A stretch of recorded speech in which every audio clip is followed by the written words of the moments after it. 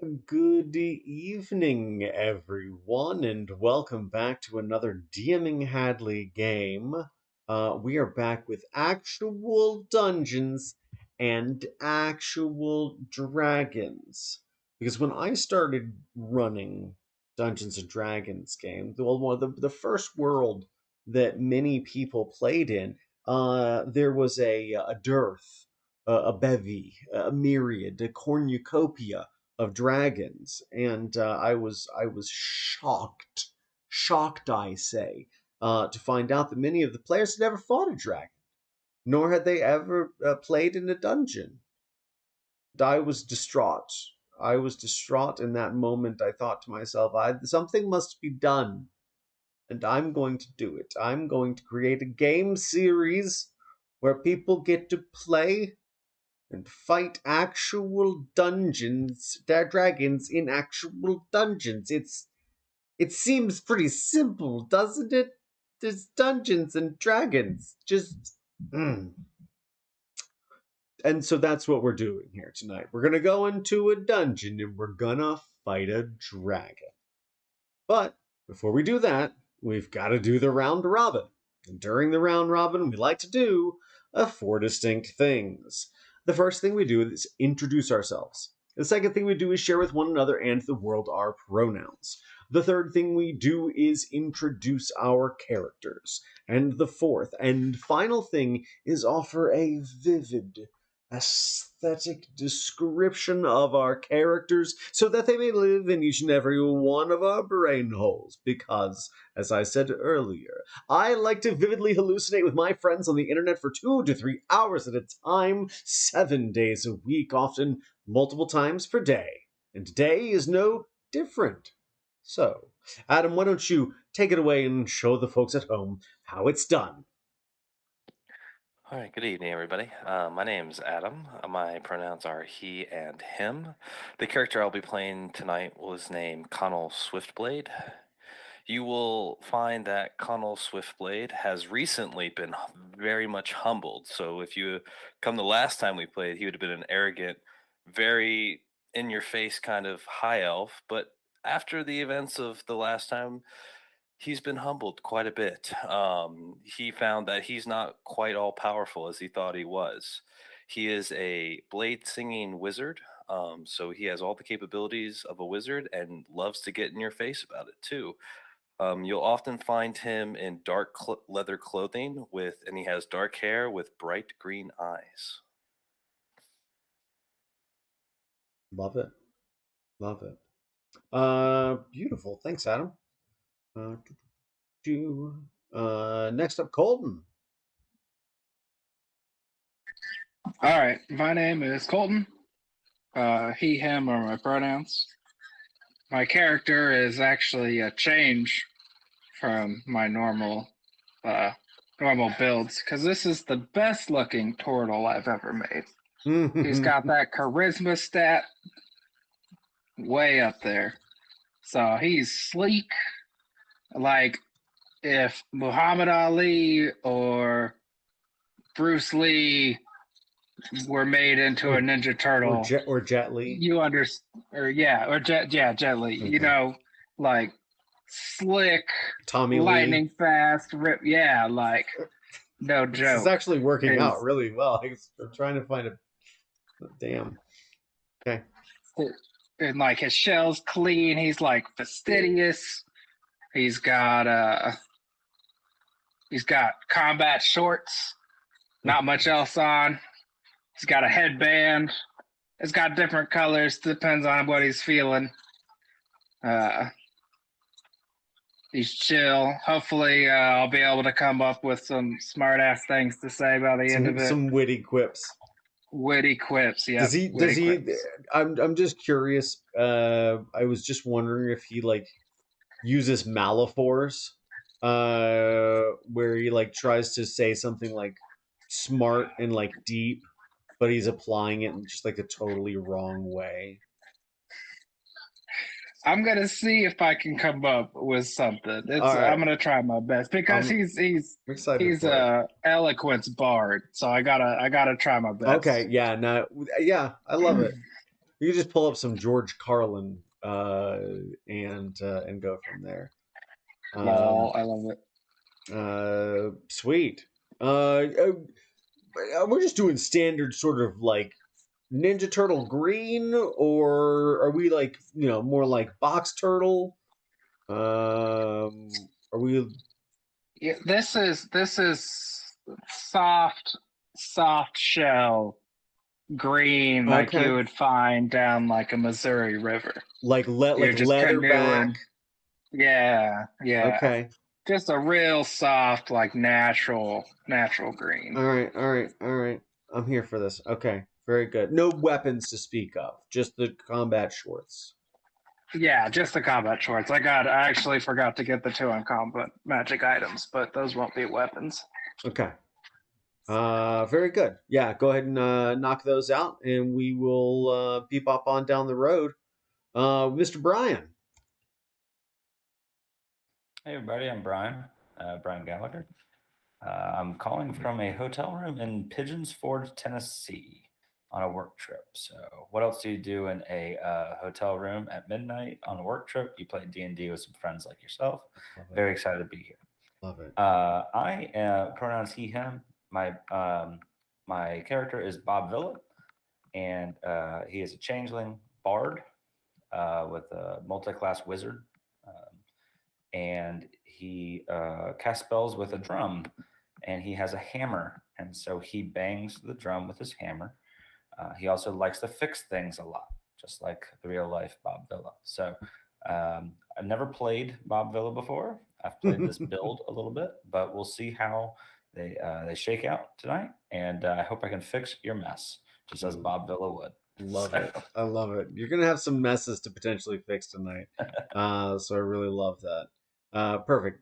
Thanks. Are we going with the, standard sort of like plaid and denim armor? Sure. Sounds good to me. Okay. Straight up denim. I love it. All right. Canadian tuxedo. Oh no, I'm here for it. 100% here for it. Beautiful. Thanks, Brian. John. Hello. Hey, bud. Everyone.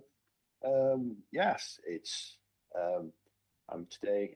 Pronouns are he and him, and today I'm playing Stars Druid called Lurid Greenshard. And if you see him, it's like someone just walked out of the forest, basically. Blonde hair, looks like a haystack on his head.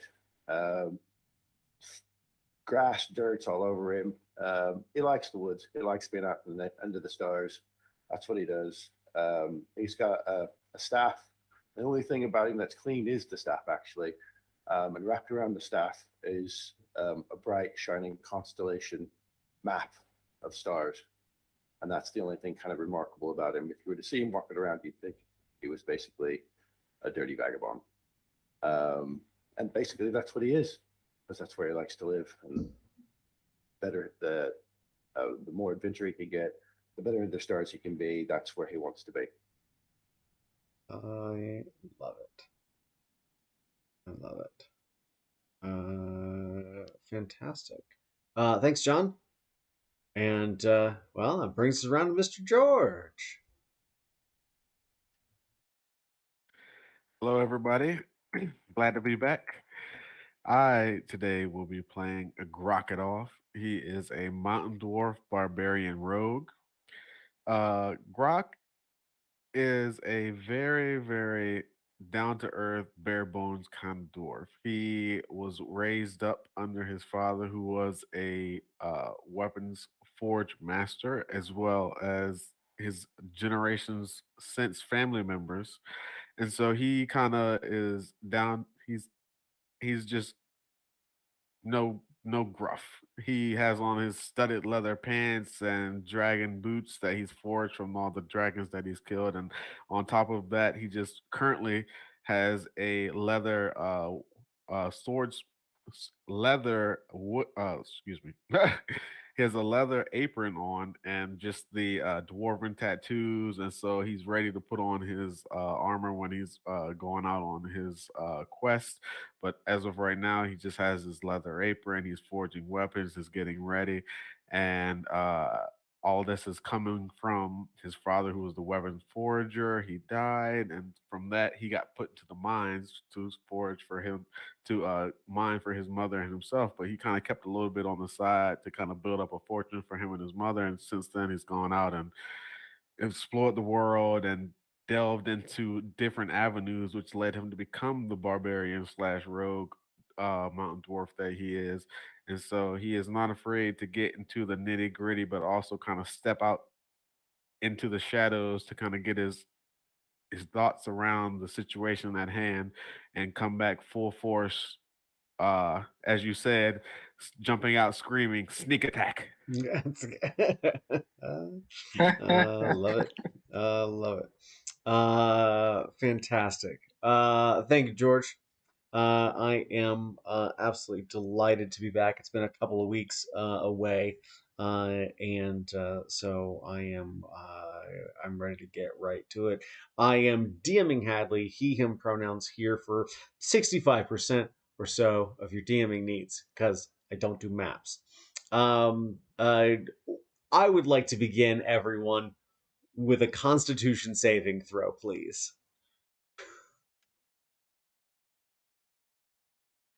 We're gonna get spicy real early in the dungeon. Well, technically late in the dungeon, but early in the game. It's at 19 for Connell. All right, Connell. Delightful.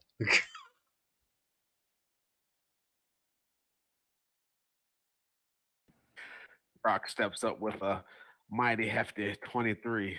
You're getting high on the supply down here, apparently. You're having a great time. This is, yeah, you got yeah. Doing a little Hannibal Lecter. Yeah. Bob Villa with an 8 already made a mess. It's, yeah, you're not quite to mess town, but the aromas are a little it's like sitting with too much paint thinner under your nose for too long.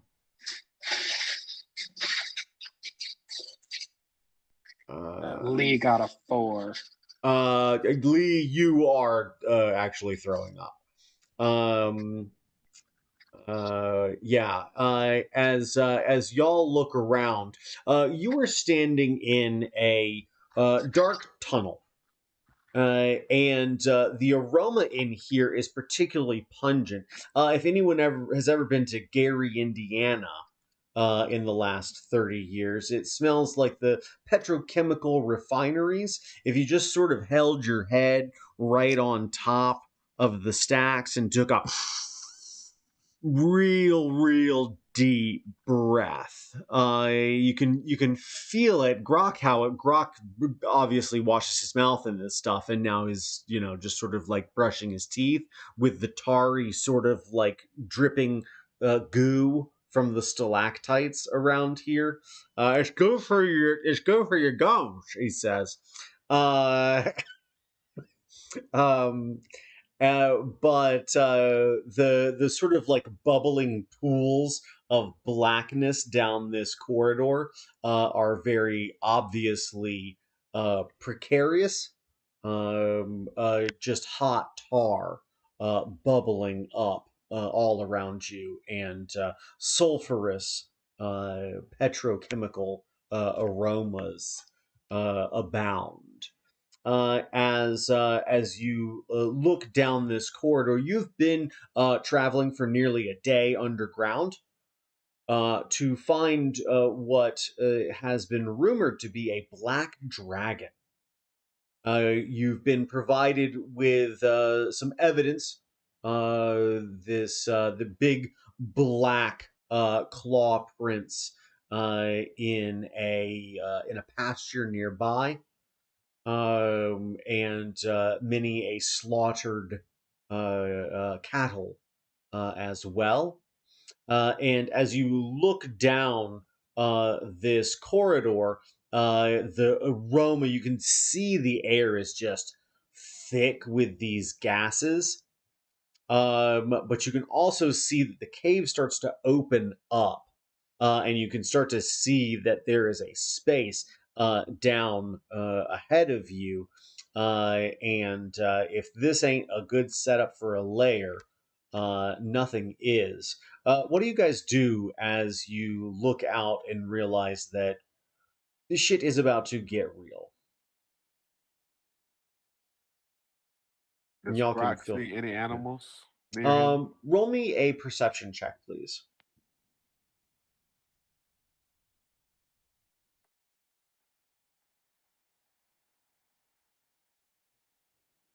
Grok sees a rock. There you do see a rock. This is correct. Yeah, you see something move in the distance as you turn and you look at it. It's just another stalactite with just a big glob of something rolling down the black and then tendriling ooze. And then it just sort of like snaps and breaks and sloughs off, and you see that splash into a little hot pool of tar. And that sort of bubbles and rolls down this hill a little ways as well. Bob Villa is gonna take out his hammer and say, "Seems like things are about to break," and I'm gonna start banging on my drum. And I'd like to give a bardic inspiration to, I guess, let's see, Grok. You can have. Nice. Way to get it started. Beautiful. Anybody else want to do any prep work? Grok appreciates. I'll turn and be like, I'm gonna take my leave, but I'll be here. I'll just be over here, or maybe over there, and cast invisibility on myself. Nice. Nice. I think just in case we do need to sneak up on everyone, I'll cast Passive Without Trace on everyone. Love that as well. Okay. So everybody plus 10 to your stealth checks. Beautiful. Anybody else going to do anything? Otherwise, we will start with a round of stealth checks as you guys make your way down into this lair. And then I'll just be trailing like 25, 30 feet. Like, we understand what we're fighting, so I'll be like outside of breath range, just following them. I'll be unless you guys want me to be ahead. I'll go ahead and activate my blade song and stand right up there next to Gronk. Okay. And Grok will be leading the charge with his 26 stealth. All right, let's get it from the rest of you guys. 29. So glad I cast that. That's a 15 stealth. Actually, I am invisible and silent, so. Okay, then that will. You want me to roll? I think that auto passes everything. Yeah. Just a second. With the plus 10, I'm at 26. Okay.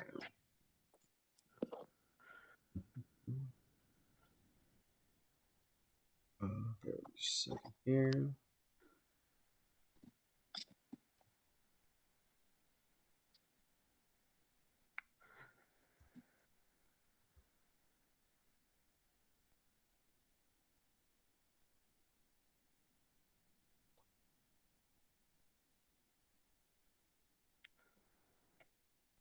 Let's just see here. Okay.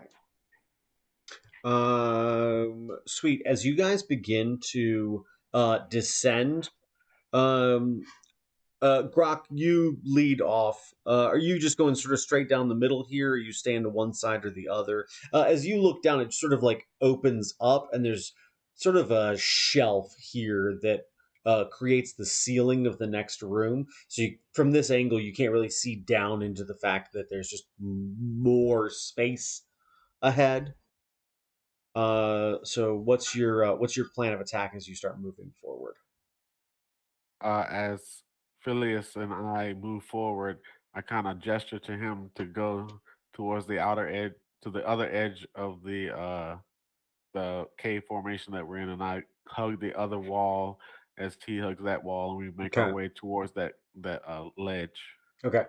As you all sort of like move to the outside and flank here, you can see there's a sort of deep and wide cave ahead. And you can see that there's like 3 different uh, like spouts of hot tar pouring into this room. One on either side, on the far side of this room, about 150 feet away. And then there's one that seems to be pouring down towards the far side and just sort of like rolling off of this large mound. And just steaming, just vapor pouring off of it, and a very large mound of something as well. Okay, then. Um, I would like to activate Rage, Okay. Okay. and while I'm raging, I kind of tell Phileas to kind of stay back and observe whatever happens, and I dash to try to get as close within reasonable range to this mound Okay. while You still can. stealth. Yeah, you can roll. You can roll right up to it. I'm just gonna let this stealth roll stand. As you make your way up to this mound, you can begin to see more distinctly the sharp horns, the big, huge scales on shoulders and back.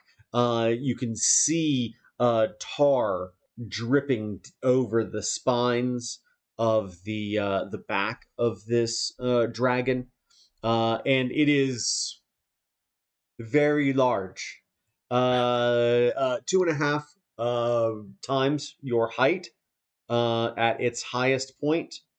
And the tar is just sort of like coating and dripping and rolling in ribbons down the side of this thing.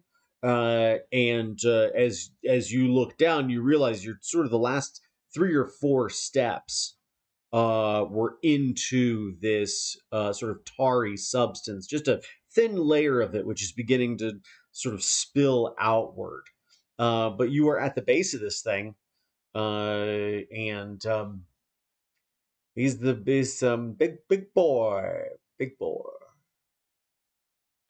Actually, just to let you know before we get started, I rolled on my Cosmic Omen and I rode Wheel. So just so I can let you know that's an act. Nice. Acted. What was that? Wheel or woe. Yeah, when you divine wheel, meaning that there's some good fortune.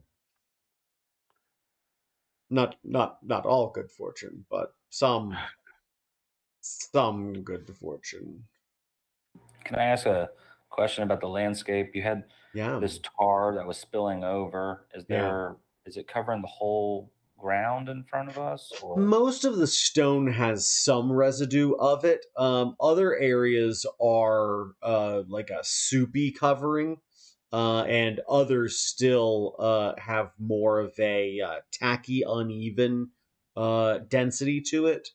It is not readily apparent as you look around what spots are which, save for the sort of ring of obviously bubbling tar pits, which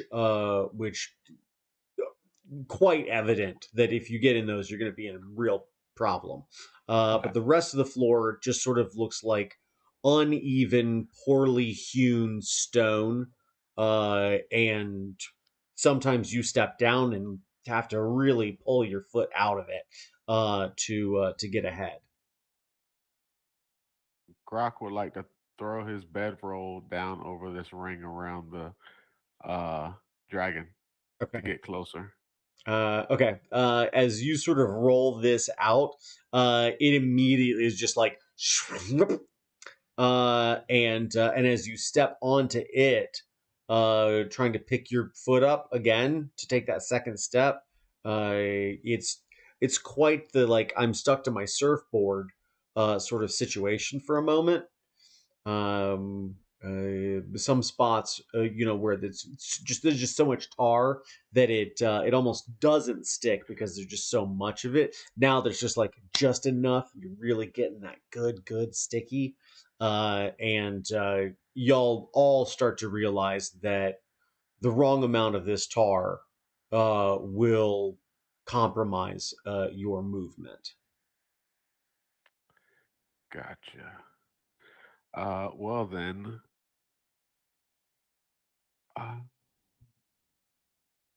What is our distance from the dragon? Yeah, as you come down sort of the edge of this room itself, there is a pathway that sort of leads back up out of it. But once you sort of get to the base, you're about 100 feet away from the dragon itself. The room itself is about 150 feet across. Are there any? I'm blanking on which one's on the ground. Stalactites or stalagmites? Stalagmites are on the ground. Stalactites are on the Stalac. ceiling. C ceiling. Stalagmites. Are there any stalagmites near Grok currently? No, in fact, the whole of this room seems to be virtually cleared, roughly hewn, but nonetheless, the base of the room is cleared. There are stalactites overhead, however, and occasionally you'll see them drip little tendrils and rivulets of tar as well, leaving these little streamers of black hanging in the air. I would like to try to use my javelin to kind of get myself a little oof out of this tar off the bedroll. Okay. Yeah, I think you can leverage yourself free. It just takes some doing. And I think that as each of you start moving closer, Bob, you said you had 15 for your, or was that? I have a 15 and a 9 for my portent rolls. Sorry, I think I was thinking Ludwig's 15 for my stealth check. Yeah, stealth check. Ludwig, as you start moving forward into this room, you see and just like tar separate in just these thin, just tendrils. And behind those, you can see a big black glossy eye look right at you. And you hear and see 3 big sets of bubbles pop, pop, pop this tar over the dragon's nose. Let's roll for initiative. And the way I like to do initiative around here is if you have, without a shadow of a doubt, the highest initiative, then you can control your D and tell me, and then we'll work our way down the list in an orderly fashion.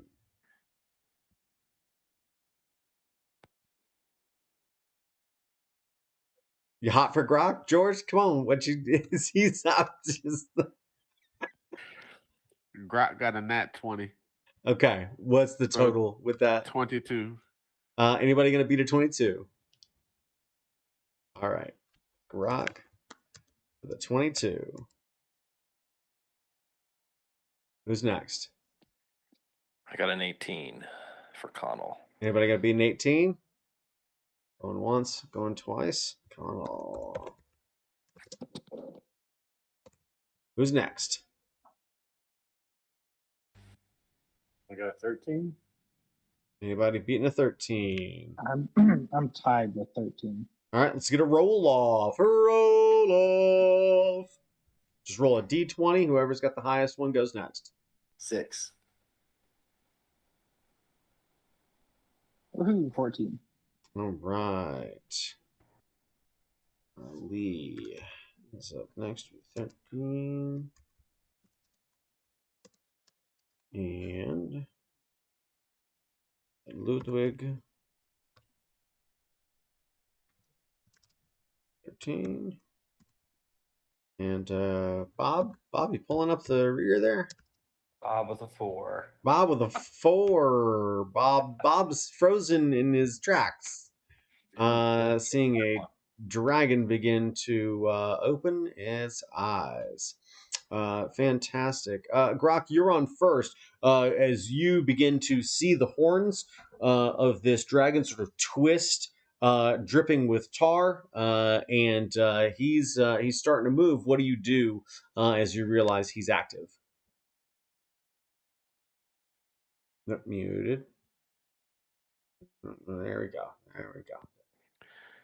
As Grok sees this dragon come alive, he's just thinking, "Shit." Uh, I believe that he has already tried and successfully used the javelin to boost himself out of this tar Yeah, ring. you've sufficiently separated yourself from your bedroll, which you're Right. gonna probably just want to let that one go, homie. And you're still in sort of like a thin layer of tar, but it's not so thin that it's restricting your movement yet. Okay. And so Grok would like to hide in the tar or amongst the tar initially to determine what the dragon is going to want to approach. You don't have to worry about that. You see his head rise up, and it's looking like Bob Vila snacks for dinner. Bob Vila. All right. Well then,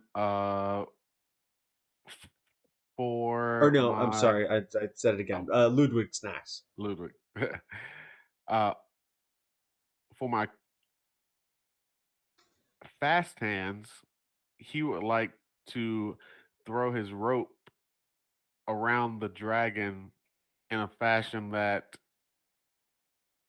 it is subtle enough that the dragon might think it's some of the tar coming down around it, so that he can kind of grasp the dragon to help pull him up, so that Okay, he can kind of get a pseudo mount on the side to get ready to do something to the dragon. All right. Still Roll me a stealthily. sleight of hand check first. Okay. 19. Okay. I'm going to contest this. Okay. So bear with me.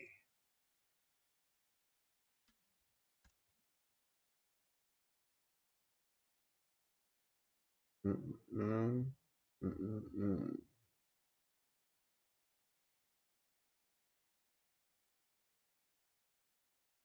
Okay. Where do you throw this rope? So not directly over the neck, but over one of the spikes protruding off of the dragon. So as I am kind of like stuck down, well, not stuck down, but just I'm a little brazed to the ground from this tar. I kind of see this dragon rising up and picking his head up. And so I throw my rope over it and kind of leverage myself up with the rope as it's picking itself up. So now I'm completely free and just holding on to the dragon via the rope off of one of its protrusions. Okay. Yeah, I think we see right into the base of his neck. We just see like a big gob falling, and you just throw this rope in just like you were trying to catch the gob itself, and it just falls right down onto one of these curved spines on his back. Yes. And as it starts to run down, you can see it running down the rope, and you just sort of slowly pull it taut. Do you want to move up onto the dragon now, or do you want to wait? Right now, the rope is just sort of pulling taut as this thing is starting to stand up a little bit. No, I will not pull up on the dragon just Okay. yet. I will continue to pull the rope taut and kind of making a slip knot, just a loop with the rope to put on my foot, so that as the rope becomes more taut, I can continuously pull it, so that way I'm just getting gradually closer and closer to mounting the dragon. Sounds good. Anything else for you? That is it for right now. Very, very good. Connell, you are up next. You see all of this starting to play out. What do you do? How much tar would you say is on the dragon itself? Oh, I mean, in gallons, I'd say Well, maybe hundreds. okay, surface area. You would say that the entire body has a layer Oh, of tar on the it. entire body has a Okay. very thick layer of Okay. tar on it. Yeah, very Okay. thick.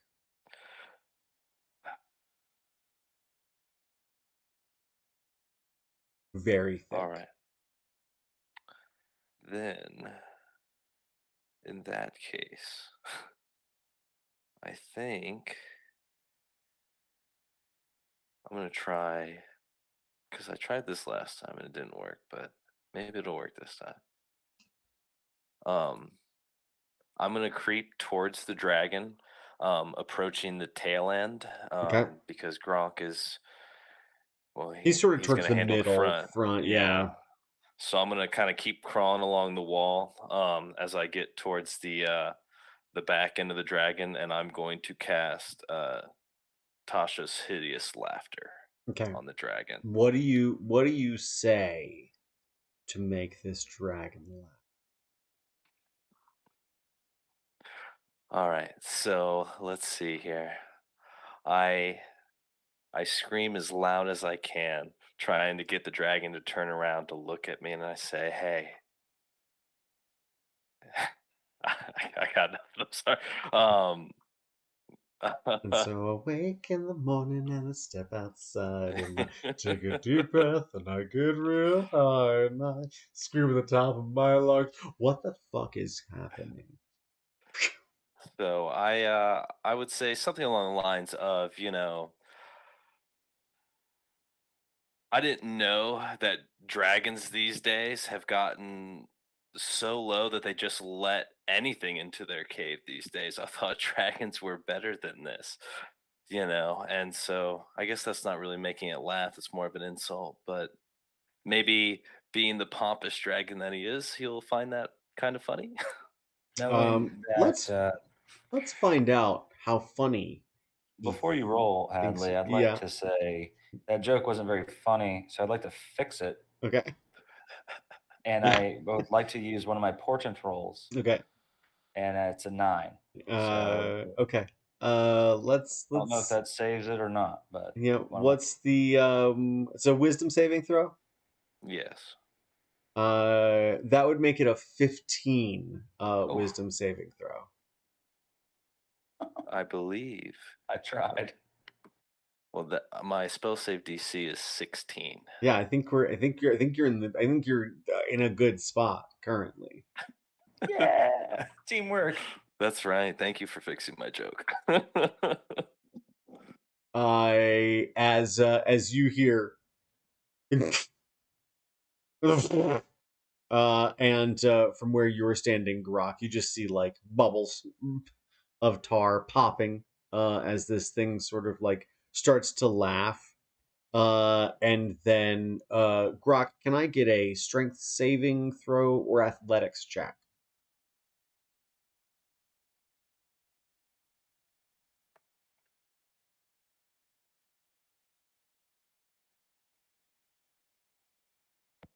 $16 athletics.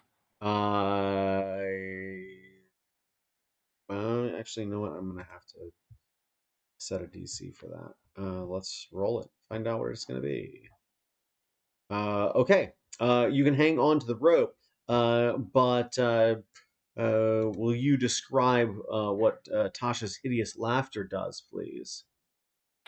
So as I'm hanging from the rope, trying to be as stealthily as possible, like the booger that I am, I see these bubbles protruding from this dragon's mouth as he lets out that laughter, and I kind of try to meld in with the other protuberances coming from his body as this hot, sticky, bubbling tar just starts to drip from his corner of his mouth where I'm dangling from, and I kind of go under the protuberance and just fade in. As you start to fade in, he begins to roll and laugh. And as he does, his wings start to flap and unfurl a little bit. still densely covered with tar, but his tail flicks out, and as it does, let's take a quick gander here.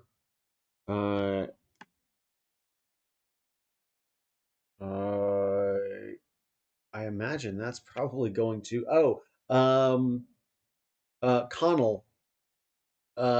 His tail goes like dragging along the stones, and sort of like splashing tar at the same time. But as the tail whips past, you're gonna get an opportunity attack. Should you want to take it? Because it sort of rolled a natural 1 on its tail attack, which was really more reflexive than an attack. But Then it's up to you if you want to use it. Let's see, I haven't used my reaction, so if he's laughing, he'll be laughing until his next turn. So everyone will have a chance to go, and I'll be able to take 1 hit. Yeah. I'd love to draw first blood, as Okay. they say, if I All can right. hit it. Let's see what you got.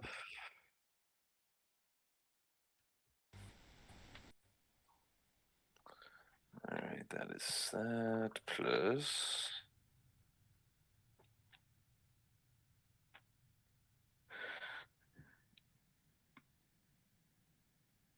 Sorry, I'm looking for my weapons. There they are. All right, 21. 21 is going to hit. Sweet.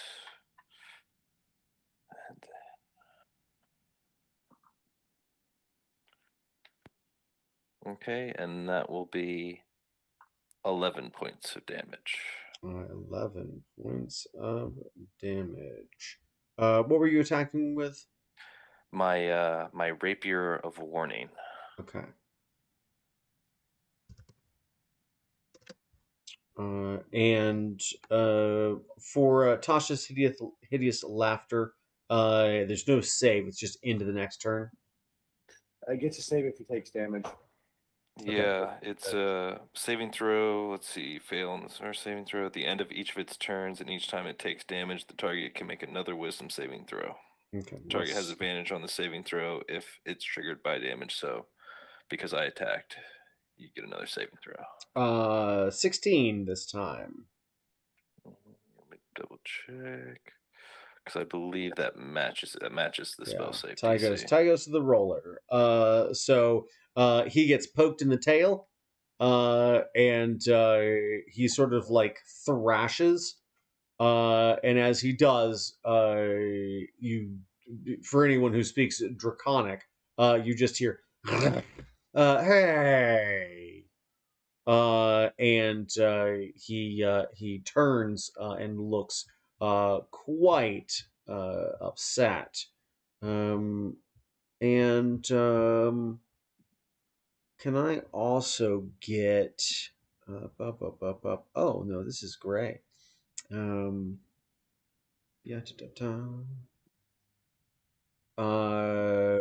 Perfect. You guys don't have to do anything about this, because both Grok and Connell, you're gonna take 4 acid damage as you are in contact with this thing, and you realize that as you sort of like thrust forward, and there's this splash from this tar, tendrils of it sort of fall onto your hand, and your glove and hand just start to like sizzle from the dense acid in it.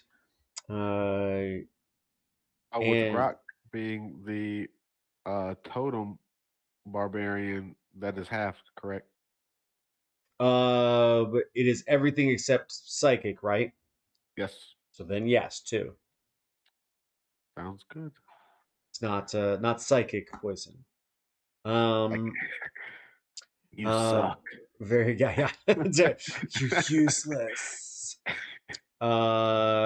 This thing is going to try and take another shot.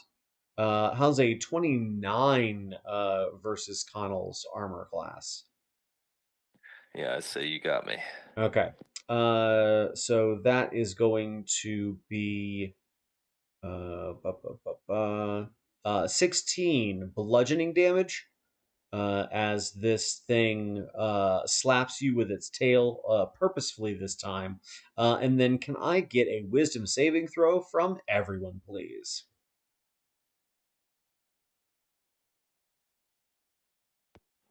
What is it too late? To do, 22. is it too late to do the sentinel attack since he attacked Connell? No, but let's resolve this first. Yeah. Okay.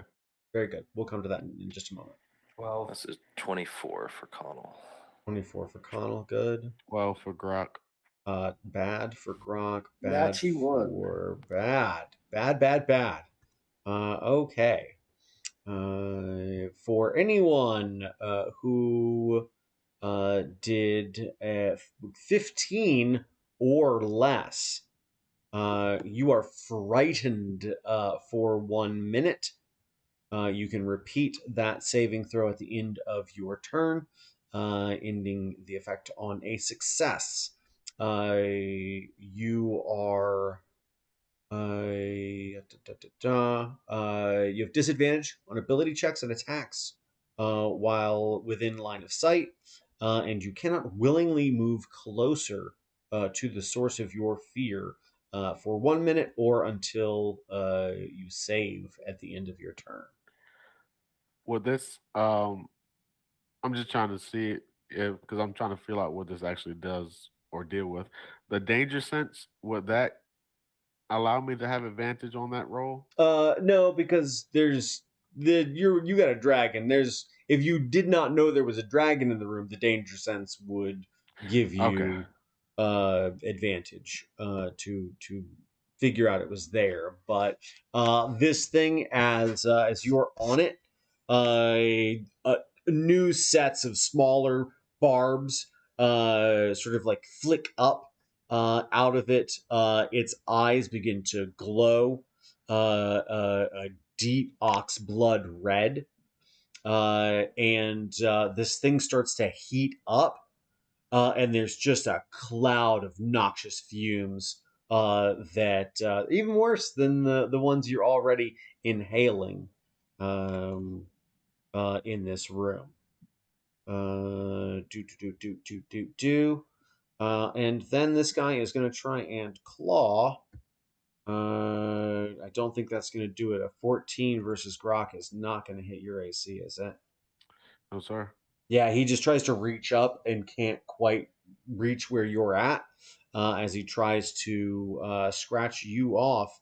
And Lee, it is your turn. What do you do? All right. So, am I within 45 feet? I would imagine so. All right. Well, I will make my way at the dragon. And while I'm invisible and going that way, I will burn a key point to activate my astral arms. Okay. But that is neither an attack nor a spell, so technically it doesn't break my invisibility. Great. And then I am going to run up and punch this dragon a couple times with a 10-foot reach, so I'm not right next to it. Smart move. Shit. Why aren't you doing advantage? Right click or control, or control and click. Okay, right click works. Okay. All right. Well, I got a 25 with the advantage. Hit. All right. So we'll roll some damage for 8 damage.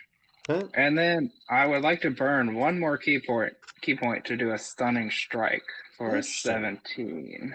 Okay, let's see what we do here. One,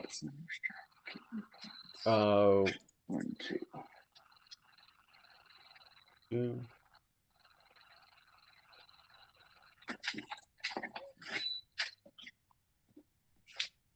What was the 2 hit for your stunning strike? It's just a 17 Oh, it's a DC. Constitution. Yeah, 17 Constitution save. 29. All right, so it saved that time. So Okay. I will then just punch it one more time. Okay. I don't think a 12's gonna hit. It does not. All right, well that is action, bonus action, and movement. So I'm gonna stand there and look like a pretty turtle trying to box this dragon. That seems very very reasonable.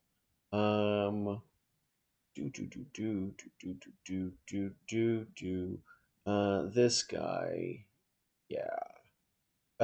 Can I get a dexterity saving throw from Grok, from Lee, and from Connell, please?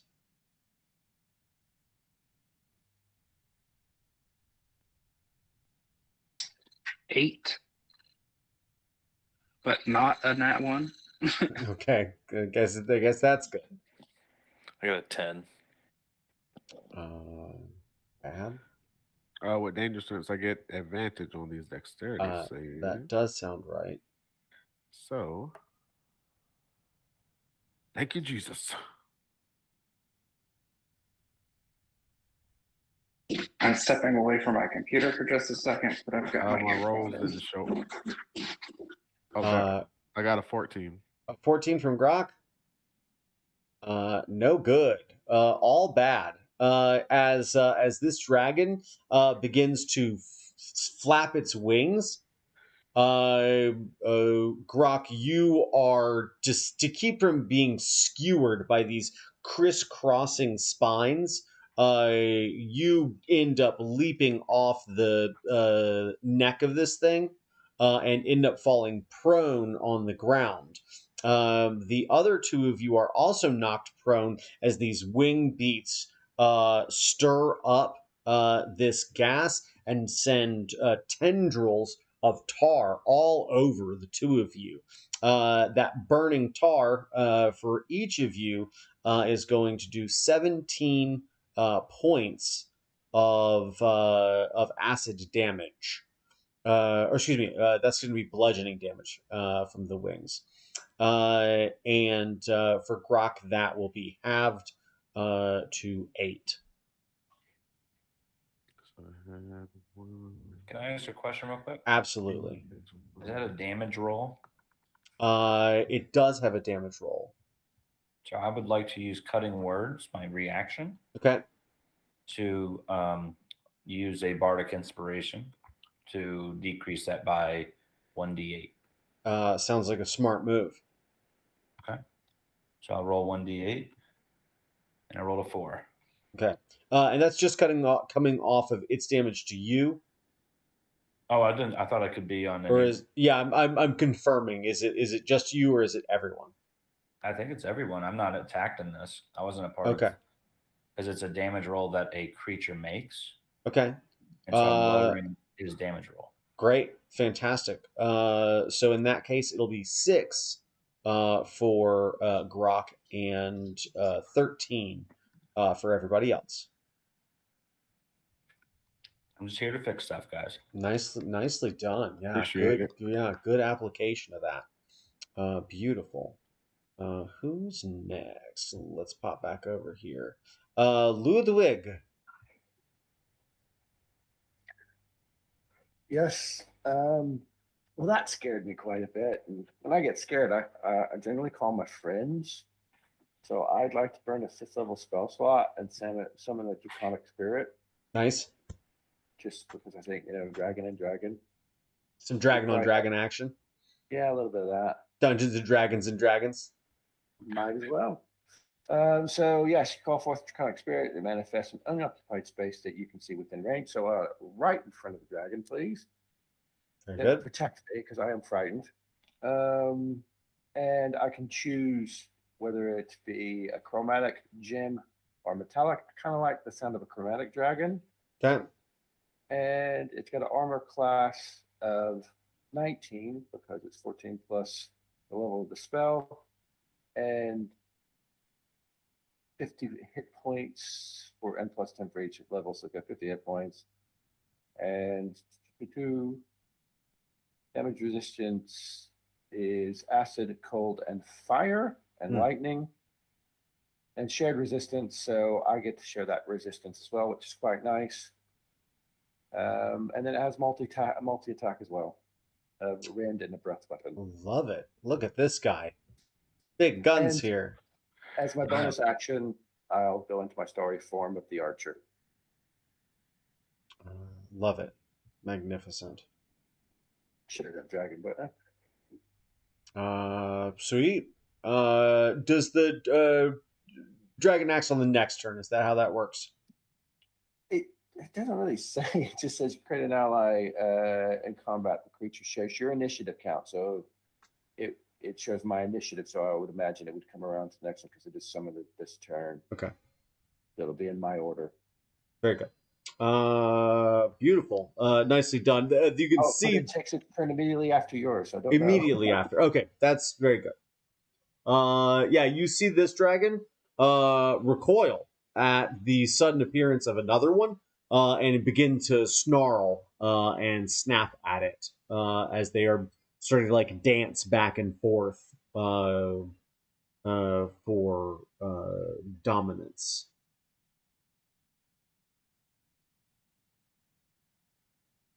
But you can go ahead and act for that dragon.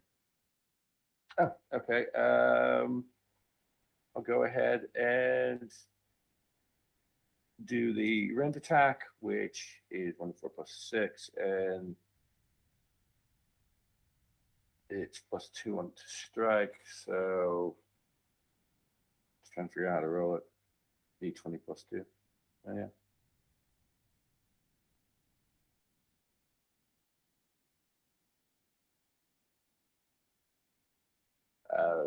The first hit was 9, and the second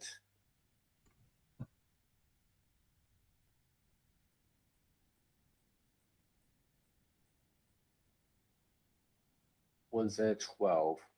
Nope. As it takes shots at this dragon,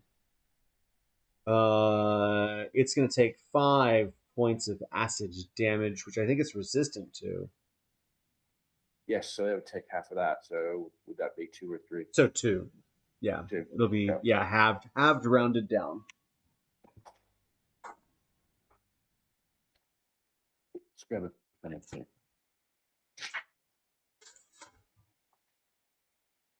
Sweet. Cool. Anything else?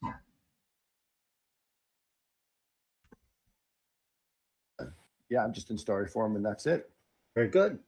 And that brings us around to Mr. Bob Vila himself. Hey guys, glad to be here. I'm Bob, and I would like to cast haste. I am frightened. Can I ask the DM who is not frightened? You guys tell me who's not frightened at this point. Okay, so that's Connell. And I guess just Connell. So I will cast haste on Connell, and I guess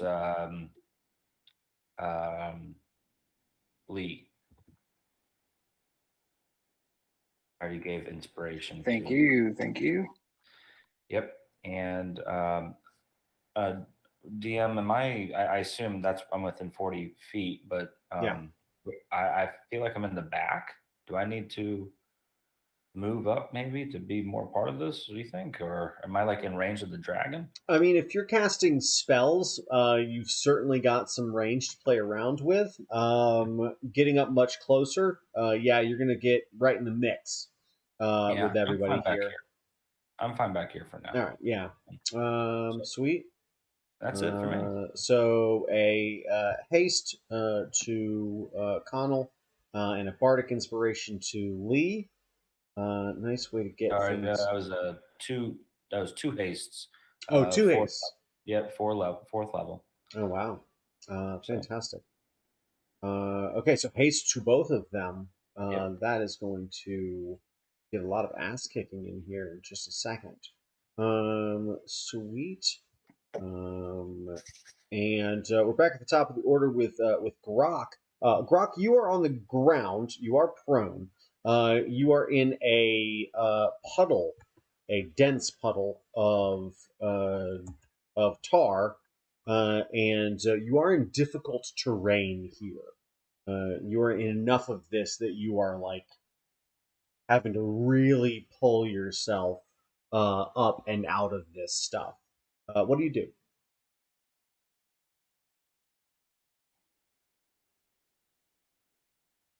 First, you unmute. As Grok is laying on his back in this tar, he thinks of all the beasts and animals that he can draw inspiration from, and he automatically goes to think of again the bear to the boar. And so with the boar, he can move through difficult terrain as though it was normal terrain. Love it. And so now he has the aspect of the bear and the aspect of the boar.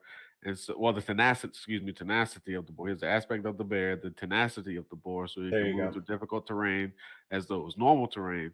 And so he kind of jumps up out of this tar and moves into this dragon and just like F this. He tried to be tactical and sneaky with this, and so he's just gonna go full throttle.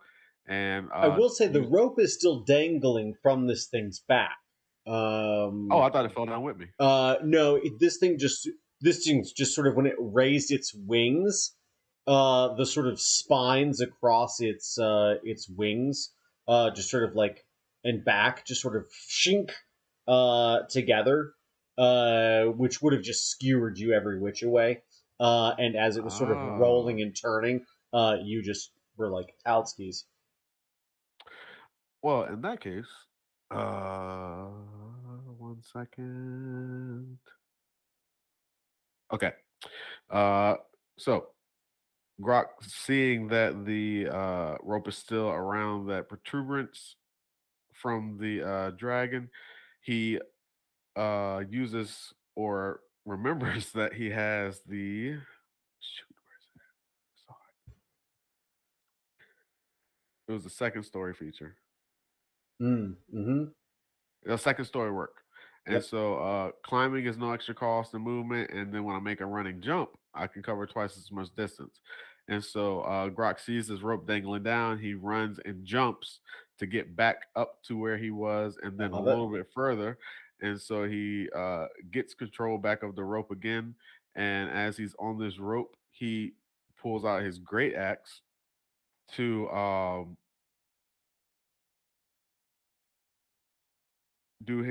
do his reckless attack on the side of the dragon's throat. Love this. All right, so you're gonna roll that with advantage. Okay.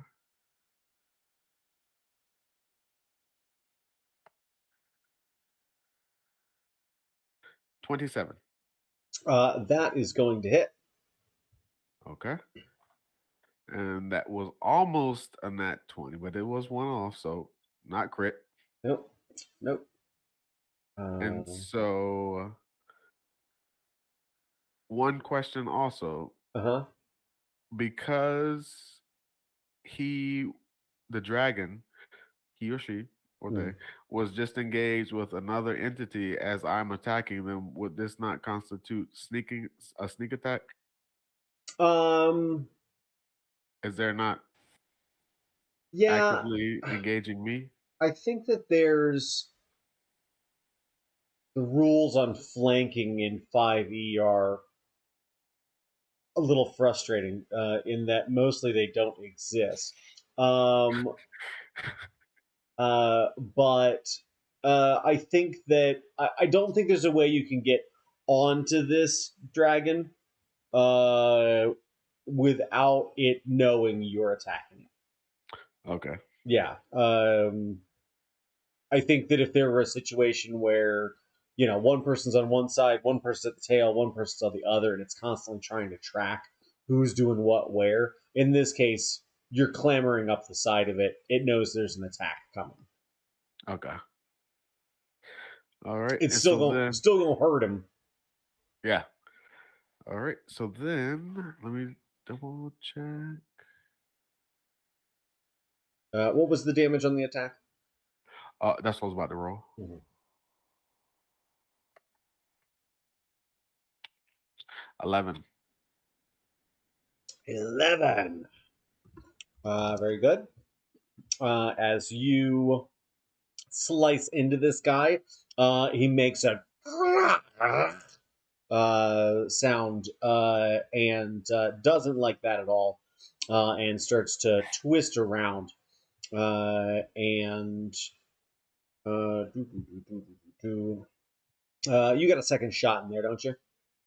Yeah, that's what I was looking at because I don't see it on my character sheet, but I know at 5th level barbarian I have extra attack. Top of your actions tab in the bottom right hand section, actions attack for action 2.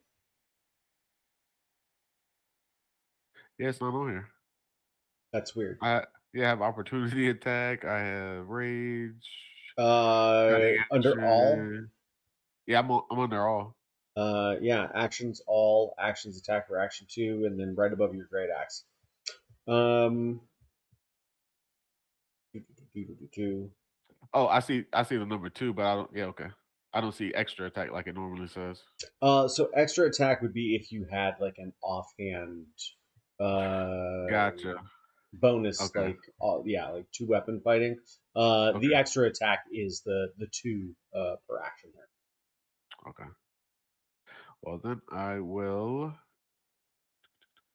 use my great axe again. What's your passive perception?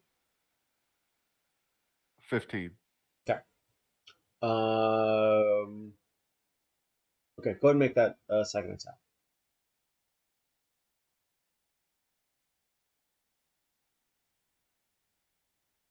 Okay.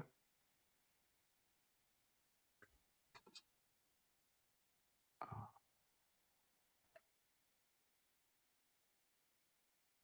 21. 21's gonna hit.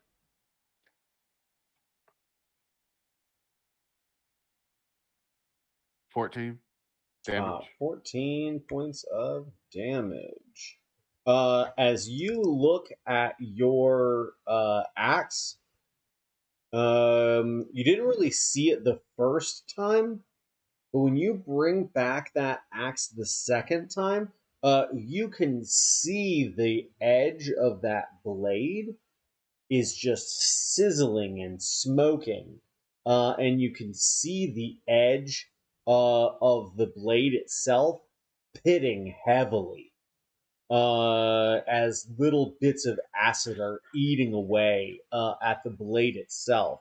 And that blade is going to be doing 2 less damage per attack as the edge of it just dissolves. Yes. I believe he had made his great axe out of the talons of the last drag. Would it still have the same effect? They've been those have been gathered, but they need to be taken and turned, and yeah. So we'll get back around to when that becomes a usable weapon. Yes, I appreciate you, Adam. No, it's good looking out. I do too. Very nice. Anything else for Grok? Grok, still having the tenacity of the boar, would like to try to hide behind one of the other protuberances behind that he's kind of dangling from by the rope. I don't think you're going to be able to hide on this thing. Okay. Yeah, I think he's just going to know where you are regardless. Even with, he's also sort of moved out of the heavier downpour of tar, and so a little more difficult to blend in there as he's moving around. Plus, he's got all these little like smaller spines that when you move, very obviously alert him to where you are. Okay, well then he would like to use fast hands to continue to jerry rig himself with the rope out of the way of the cross section of the protuberances, so that way, if You don't he get tries to buck him skewered. again, if he Yeah. tries to buck him again, he doesn't get skewered. I'm here for that. We'll just keep that in mind as we move along. As you finish off, he is going to still try and take a shot and claw at you. And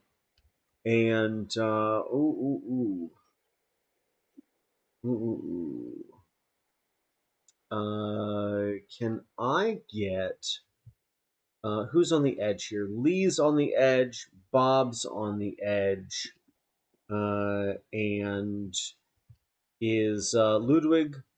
You, the three of you, are sort of like on the cusp, right? Yeah. Yeah, I was 10 feet away at the end of my turn And I'm of the gonna dragon. Way back. Okay. Can I get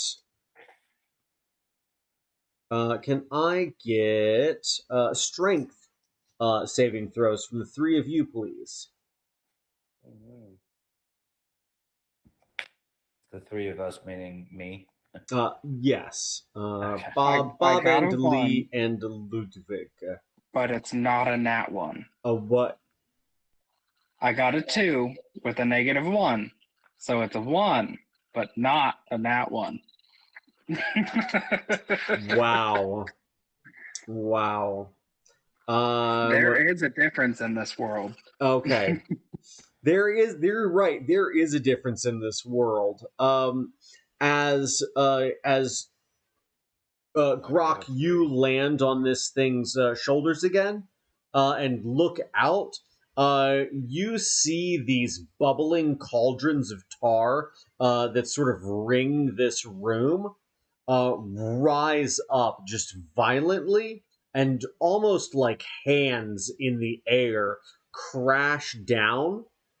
And the first one, as it slams down over Lee, starts just like splashes him and starts pulling him backwards, and you can see him being pulled into one of these tar pits by this like living tar, and boop, boop, boop, boop, boop, boop. How'd you other guys do on your? And Oh well, hey, welcome to Tar Town. Congratulations. Population 3. Oh no. Yeah, the three of you, these just big geysers of tar, just up and splash, and like hungry hippos, drag you back across the floor. And the three of you are just like halfway in these pits, trying to get back out. Each of you is going to take 5 points of acid damage from this bubbling tar, and correct.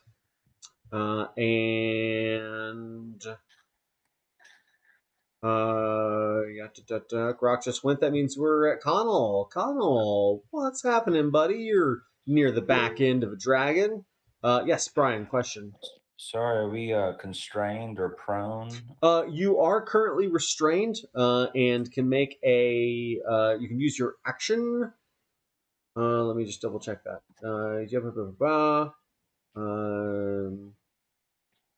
Creature must do a.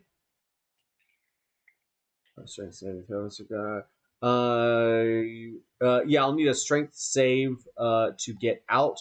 I'll consider that half your movement to get out of the pool. Okay, thank you. All right, Connell. So just a quick couple questions. Sure, please. The tar, is it actual living tar, or is it just the way the tar kind of came out made it look like it was living?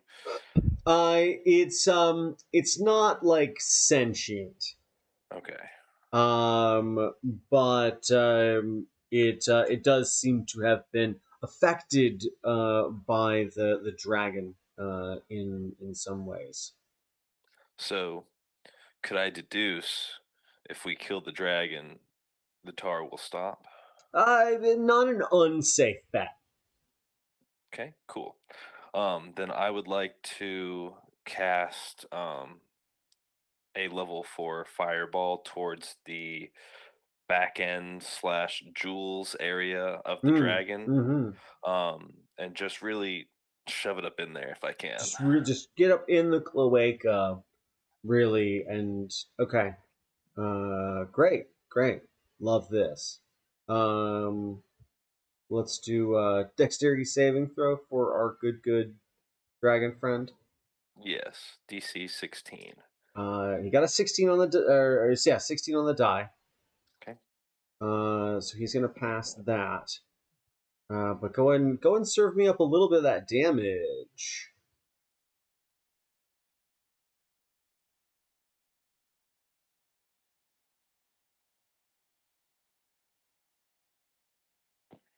All right, so let's see. That's 18, 24, 30, 34, 38, and 40. 40 points total, so 20 for half. Great. Now, is the tar catching a fire? Oh, buddy, I've got better news for you than that. Because as you catch sort of the nice ghibli bits of our dragon friend aflame, so too does that dense petrochemical haze in the air ignite. You guys don't worry about making any dexterity saving throws. They won't change anything.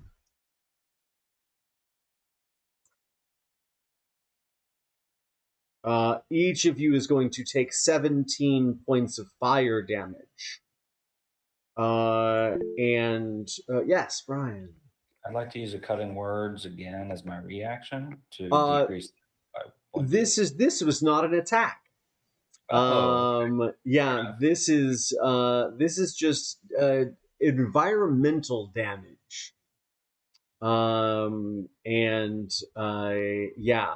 Those of you who are go ahead. I just want to fix everything. Sorry. Yeah, you know what, buddy? Same. It's a big problem. Yeah, so everybody's going to take 17 points of fire damage. Those of you who are grasped by pools of tar or have been prone in tar are going to take ongoing fire damage because you are going to catch fire. And this entire room looks a lot like my background now. As little rivulets and bubbles start to pop and flames begin to engulf the whole goddamn place.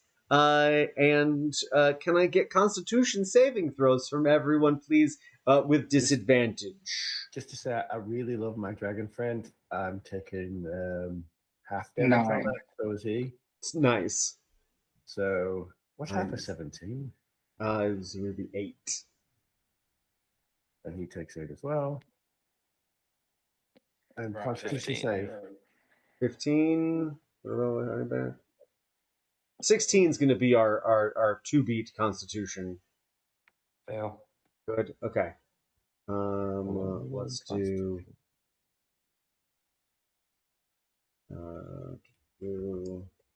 8 failed. 12 points of poison damage. Half as much on a save. And for Grok, it end up being 3 after the second halving.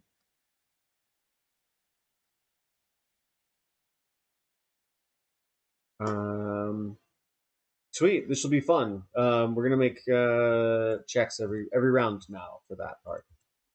As long as this place is on fire, and the good thing is there's plenty of stuff to burn. It's the dragon's turn. That's very exciting. I have Is it- haste. Yep. Oh, you got another. You got another. Do you want to cast another fireball? Well, tempting as that look, may be, Hey, the everything's damage. already on The fire. damage is done, homie. You just go ahead and make do. Also, was Grok gonna wasn't prone anymore. You that. you were covered in tar from having fallen into it. Okay. Yeah. Let's see, because there's another spell I can cast. No more For spells. Grok, it's particularly powerful because Grok, you like me with the flames in the background. You've just got sort of this like flame effect, pyrotechnics behind you. I mean, it's hot. As I'm riding the dragon, just like Flame. Oh, Yeah, how about that? the dragon is beginning to flames are starting to move up the tar on the dragon as well. ah, How about tidal wave or wall of water? Or something? So what I was thinking was sleet storm. Neat. Yeah, Um, sleep storm. So what it normally would do is that freezing rain falls and everything gets a nice coat of ice, but I'm hoping it'll kind of just balance everything out. Sure. So- I'm here for it. Yeah, I'm gonna cast that, Okay. and that is a concentration one. So No, I love it. This is also I love the environmental effects of this. It's a 20-foot radius on the. Okay. Sweet. You cast that. Is it Dex or Con save? dexterity saving throw. Dexterity saving throw for our draconic friend here. That's a 26 to save for our dragon friend. Jeez.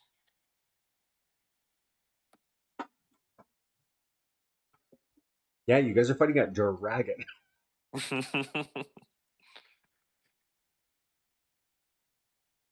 Good effort.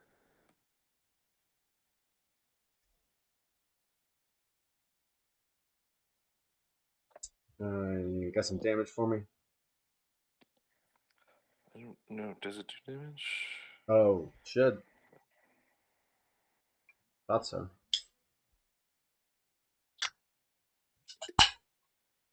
No, it just says until the spell ends, freezing rain and sleet falls from 20-foot tall cylinder, 40-foot radius centered on the point you choose within range, heavily obscured, like ice. It must make a dexterity saving throw. On a failed save, it falls prone. Right. If a creature is concentrating in the spell's area, the creature must make a successful concentration saving throw against your spell save DC or lose concentration. Okay.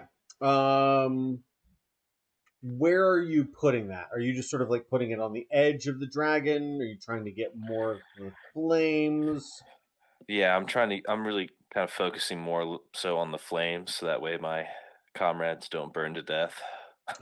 Seems reasonable.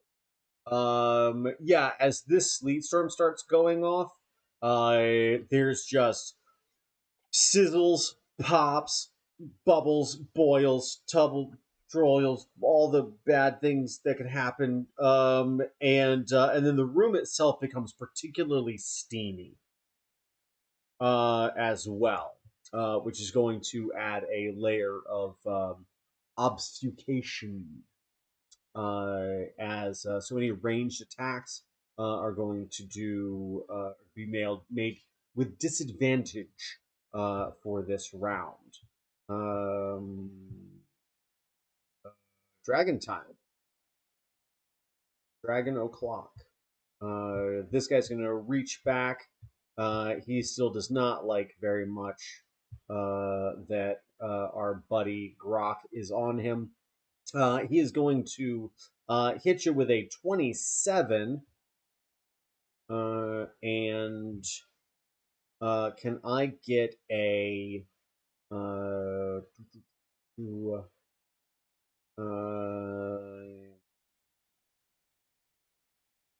can I get a strength saving throw from Grok, please? I'll be ready with my wheel if you fail Grok. Give you 1d6. What was that? I'll give you one of my wheels if you fail, so you get 1d6 added onto that. You also have inspiration. Yep, and I still have one bardic inspiration. Nice. 24. Nice. As he claws at you, you're able to hang on. You're going to take 11 slashing damage, or 5 after the halving. And he's going to try and make another attack here. He does not like having you on his back. 28 to hit. That hits. And we'll do the same thing. Let's get a contested strength. Wow. Is that a strength saving roll? You know what? You don't have to make it. He got a natural 1. Can I get an opportunity attack from you as he overshoots that second attack? Absolutely. He is going to still do a little bit of damage to you, but that's gonna be a 24. That's gonna hit. Yes. 16 damage. Nice. And in return, 13 slashing damage to you, and you'll take half of that, or 6. And then, last but not least, he's going to make a tail attack against our good friend Connell. And I don't think a 15 is going to hit you there, is it, bud? No. So, and that is the end of his turn, and that brings us around to Mr. Lee. Lee, you are on the edge of a bubbling cauldron of tar. Part of you is still a little on fire. That's really exciting. Is the sleet storm still going? It is still going. Okay. How close am I to that? Can I get up and dive into it? Yeah, you're gonna have to roll a athletics or acrobatics 15 check to get out of here, and that'll take half of your movement. George, you had a question? 17. Does the cunning action apply to a attack of advantage?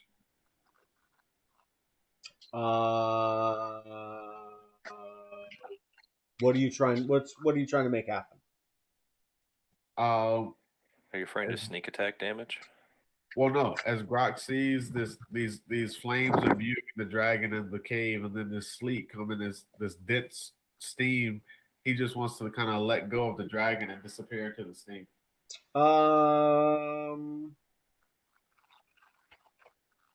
So disengage, essentially. I think we're a little past that. Okay. I do think you could start your turn doing that, though. Okay.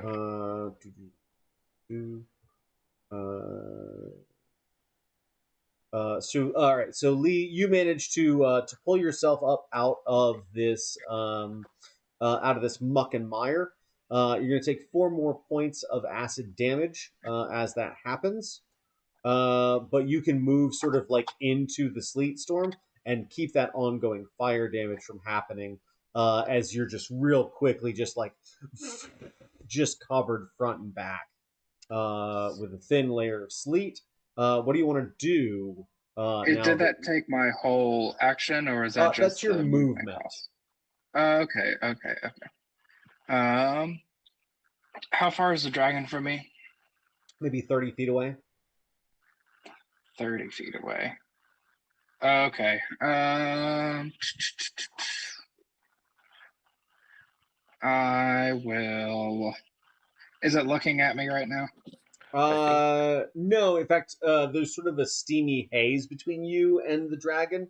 It looks like it's scratching at its shoulder right now, while it's trying to kick Grok off. Okay. Well, in preparation, actually, I believe Lee was hasted as well, wasn't he? No, that's I correct. am Yeah. hasted. I am. So you have hasted. double movement. And I So you also could probably saved get on up my there. Constitution. saving throw. Yeah, with double movement, that's right. Okay, I will actually fling myself into battle with that double movement Nice. because that should get me there. Okay, cool. All right. As I'm running there, I will use my Bardic Inspiration, but I will use it on the dragon. So he's got to roll 1d6 less on the next ability check, attack roll, or saving throw. Hot. Love that. And then for my main action, I'm going to give it a punch with a 28 Hit. for 8 damage. And then I'm going to do another stunning strike. So 17 con minus 1d6. I love it. Why don't you go ahead and roll that 1d6? So 19. 2. 17. 17. Oh, meet and beat. Woo! Oh, so Woo! close. Woo! Wow. Woo. Sorry, what happened? Is it? I used a counter inspiration and it almost stunned the dragon for a turn. So Can I do a close. cutting? Oh, it's already been determined. I want to do a cutting words to drop him down more, but Could he have had a reaction to do No, that? if you've got a reaction to do it, we're still there. okay, I want to do it for sure. Sweet. 1d8. I'll take 1d8 from your save. Lovely. And that's 3. Any amount counts. Yep, for sure. As So does he? What's he do? as he starts to, you see him start to just kind of nod for just a second, and then you see him very angrily chuff, and you see gobs of this tar just flaming from his face as he starts looking around angrily through the mist, and he is going to use his legendary resistance not to fail that stun. That's a victory in my book. Me too. It's a good step, yeah, for sure. And then I'll punch him again for a 23 for 7 force damage, or 7 damage, not force damage. It is magical though. 7 damages. Great. And that is everything. That's my whole fuel economy concept. Love it. Whole economy. Very nicely done. Very nicely done for sure. Mr. Ludwig. Right. So can I still cast spells? Yes. Okay. Yes, so then you can. question to the group. I've got 2 options here. Do I do a potentially funny move or the tactical move? Definitely the funny move. Definitely the funny move. I think we're Okay. this crowd. So bonus action. I want to cast Hex on the dragon, and the saving throw that I want to affect is his Wisdom saving throw. Nice. And then that would put him at disadvantage on that. And then I'd like to polymorph him into a duck. Okay. Wisdom saving throw. Yeah, it's got to be Disadvantage. disadvantage 17 or better. Okay. Both failed. And what kind of duck do you turn him into? I like a mallard. I'm a big mallard fan myself, honestly. Yeah, this is really neat through the sort of like steamy haze here. Also, Grok, real weird sentiment as you hear quack quack and are holding your tar covered rope. And look down between your legs, and you see this beautiful greeny purple-headed mallard look up at you with like angry red, like ox blood eyes. And then can I get a dexterity saving throw from you, Grok, please? Oh, yes.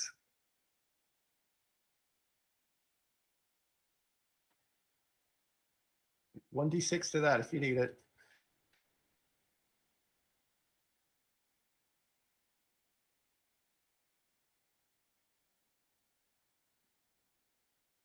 And you said Grok too, correct? Just Grok. Because as you look down, you were standing on a dragon, and now you're standing in the tar. And you see between your legs on the ground a mallard look up at you and quack. And dexterity saving throw from Grok. Does the boar tenacity help? I don't think so. I'll explain why in just a second, though. Okay, he got a. What did I get? 10. Okay. You can add d6 onto that if you need. That's not going to help you. Yep. And I got the 1d6. Okay. If you've got something else and the 1d6, it might. What about the? Have you used Yeah, your the bardic 1d6 and inspiration? the 1d4. Okay. If you 18. did really really good, you might get there. I got an 18. Okay. You'll take half then. Bear with me just a second. Which is not bad because you'll probably take half again. Yep. You'll literally take after the halving 2 points of piercing damage as this thing goes very quickly back from a mallard into a dragon because he is not going to. He's going to choose to save on that throw as well. And use the second of his legendary resistances. Not bad. Not bad. Nope. Got to whittle him away one way or another. Good work, gentlemen. And Just a reminder, he is still hexed in regards to wisdom saving throws. that is correct. I did take care of the 1d6 though. That's already done. And That's pretty tactical, in my opinion. Funny and tactical. yeah, agreed. Do you want to get out of this pit though, because you are sort of dangling into a tar pit? And did you take damage at the beginning of your turn? Grok or Ludwig. Oh, I've lost the dragon as well, haven't I? Because changed concentration.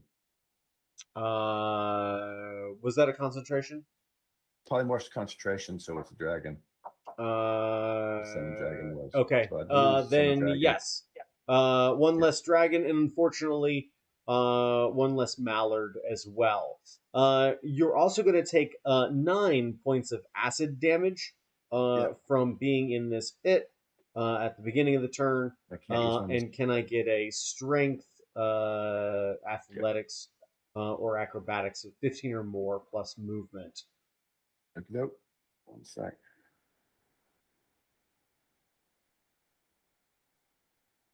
Did you say acrobatics?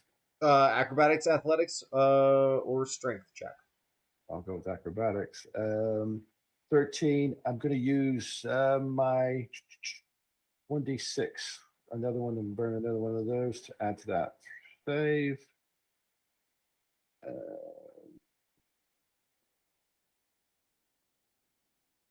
Plus 3 is 16. Very good. That is going to break you free and put you back up on the ground and not taking ongoing damage at this point. And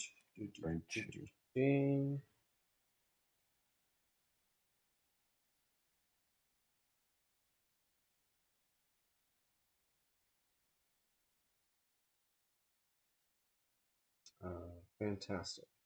And that's everything in the Ludwig department, which brings us back around to Mr. Bob. Hi, my name's Bob. I'm here to fix everything. Glad to be here. I would like to. Great having Now you. I'm frightened. Do I need to make a save on the frightened? Oh, that's right. Yes. If you want to get closer to him, frightened will need to be saved. Wisdom. What is it? It's a 7, so I'm still frightened. Yes. Okay. So And I'm in the disadvantage. pit. on attacks I need- against him. Okay. I have disadvantage on attacks against him. Okay. And I'm in the pit, so I need a strength save to get out of that. Is that right? That's what you've saved for. Or So I yes. save for frightened, and now I need to save for the pit. Right? Yeah. So 15 strength, athletics, or acrobatics. Okay. And that is a 22. Nice. Very You are able to pull yourself up as you hit the edge of this sort of sleety storm as well. Your flames are put out. You will take a little bit of damage for starting your turn in that pit. 8 damage, acid damage. Okay. I would like to cast Rothalim's Psychic Lance. Mm. Is this by the way, I've never heard of this before. Is this a homebrew that you've done, or is this something else? This is a homebrew dragon, yes. Well, I mean, this spell. Oh, It says it's not necessarily mine. It's just someone's. You have access to the general homebrew. Okay. Yeah. Okay. Well, I picked it up in preparation for this, and so Nice. intelligence save, which I'm sure a dragon will save. But Let's take a look. We'll find out in just a minute. Very good. Let's do a intelligence save here. Ooh, that's an 8. 8 will not save. An 8. What starts to happen here? So I'll read it real quick. You unleash a shimmering lance of psychic power from your forehead. Wow. From my forehead at a creature you can see. You can utter a creature's name. If the named target is within range, it becomes the spell's target, even if you can't see it. Blah, blah, blah. Make a intelligence save. Take 7d6 psychic damage and is incapacitated until the start of your next turn. On a successful save, the creature takes half as much damage and is not incapacitated. Okay. Roll it up. This lance, I think we see it just from your forehead, like into the mist here, as this dragon is trying to relieve himself of one parasitic grok. I rolled terrible. 19. Okay, 19 points. Yeah, that's a terrible roll, but he's incapacitated. I guess unless he uses a legendary save. Yeah, for a moment here, he is going to just like start to falter. And Grok, you start to feel his legs shudder under you, and then you feel him like struggle against this, and then just thrash around. Anything else for Bob here? No, I take damage. So how much damage do I take? You said I take a little bit of damage?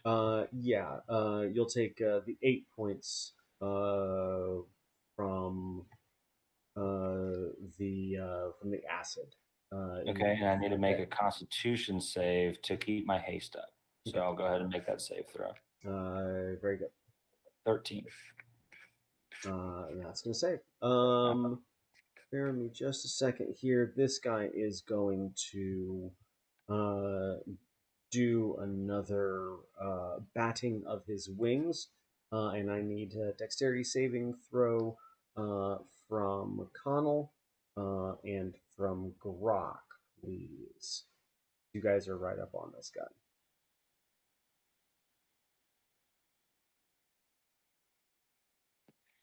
It'll be 23 for Connell. Nice. 15 from Grok.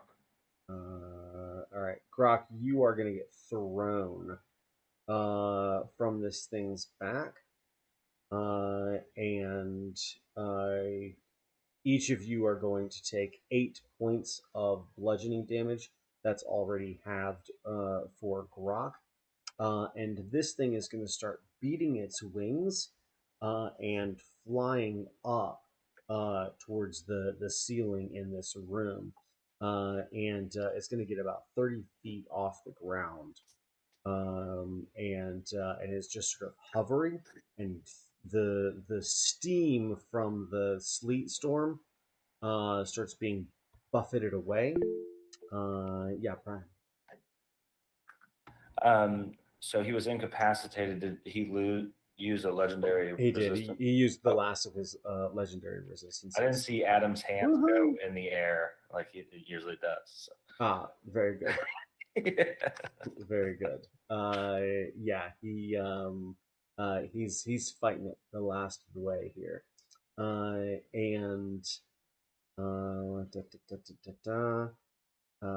Grok, you are thrown off. You hit the ground and are prone. Connell, you are going to take that half damage. And this dragon rises up into the air, good 30 feet off the ground. And Grok, you are up. What do you do? Quick question. While Grok is being thrown off, can he attempt to grab the rope? You're knocked prone, so I don't think you're going to have a chance to grab the rope while this is falling. Roll me an acrobatics check. Let's just see if you can catch this, or if you can even catch the rope dangling down.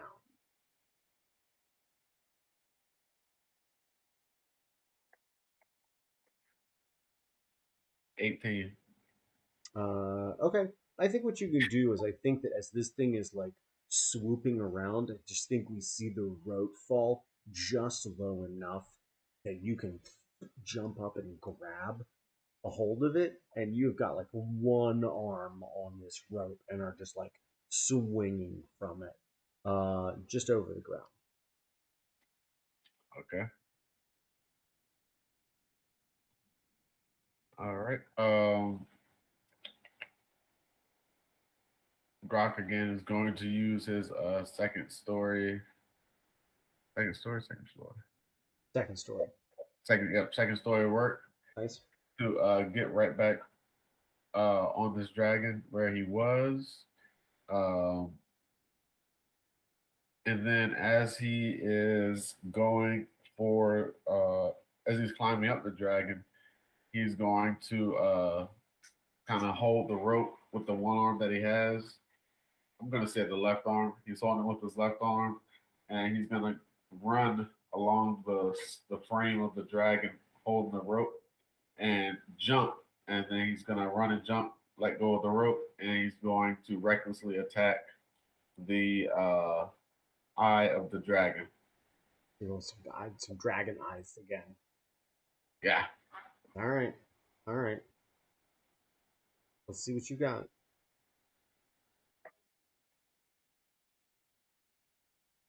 19. 19 is just barely going to hit. That's good enough. That'll do, Pig. That'll do. And we get 8 damage. Okay.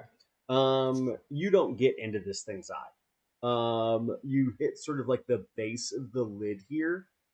As you're like swinging up, this thing like turns its head towards you, and we see this axe, and at the last minute it starts to retreat.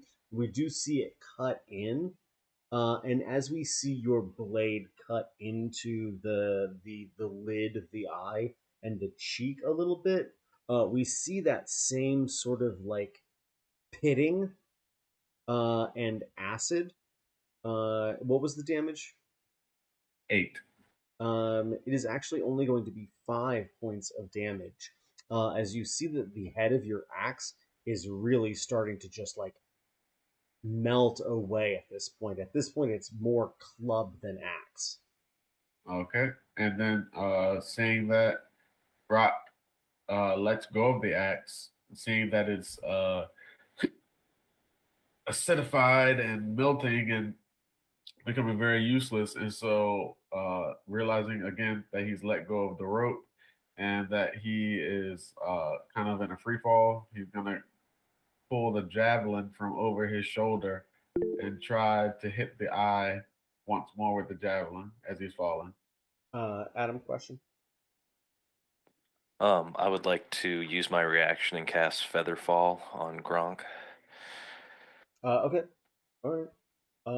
Yeah, if you want to make sure he gets down okay, it's not a bad way of doing things. I thought you were going to ask what George's obsession with popping eyeballs was. But okay, you can just save his character. I accept it. Yeah, we don't ask questions about stuff like this. That's not no, thank you. All right. Well, at the discretion of DM Hadley, I will Yeah. aim for the nostril this time. All right, what you you're gonna get a nice little A little skewer right between. sure. All right. What you got?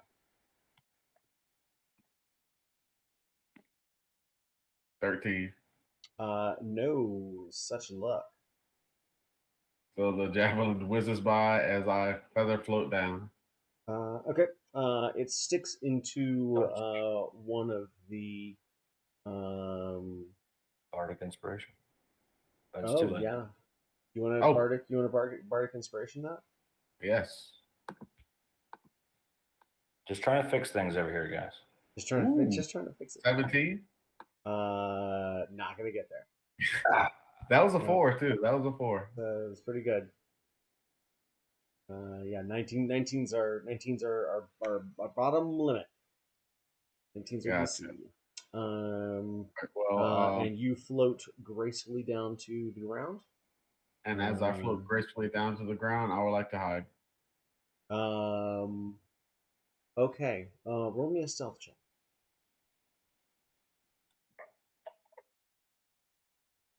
24. You move slowly backwards into the tar as it pours over you, giving you an Arnold Schwarzenegger and Predator-like nature as you just blend into the darkness. Amazing.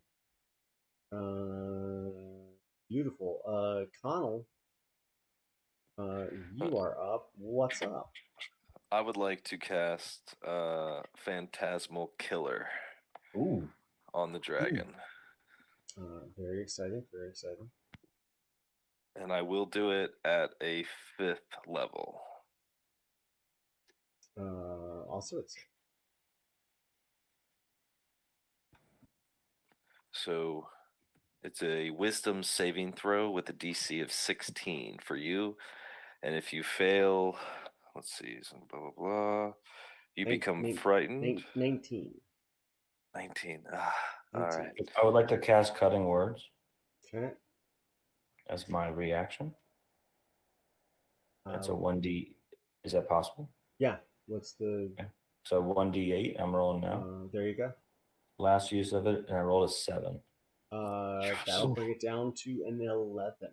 Oh, just fixing things, guys. Just here to fix things. Can he fix it? Yes, he can.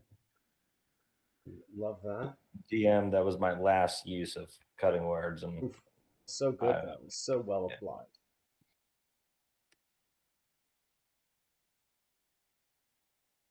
Sweet. What happens? Okay, so as it slowly grips the dragon's mind, he feels thousands and thousands of Gronk slowly crawling underneath his scales and just stabbing him repeatedly all over. And he will take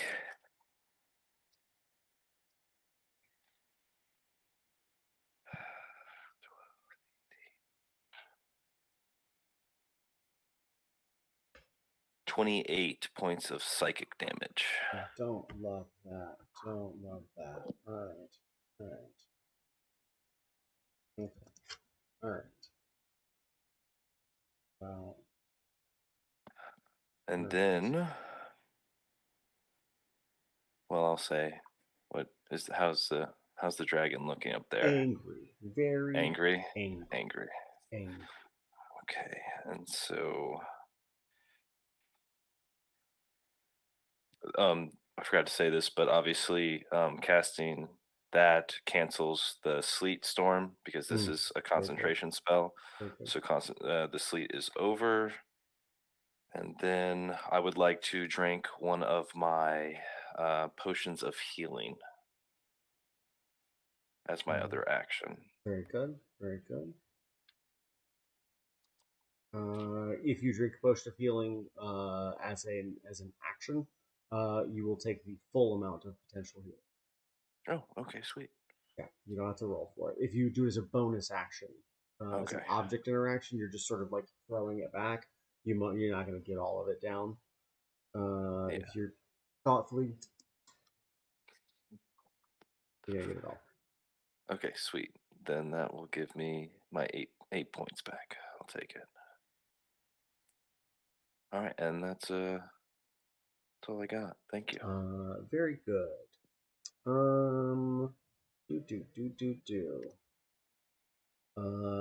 This should be fun. Can I get a strength saving throw from Lee, Ludwig, and Bob, please? 16. Good. 2. Bad. Oh, man, hold on. I done broke something.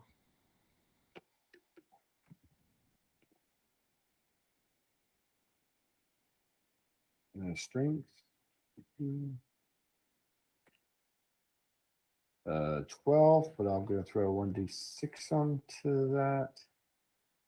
Please.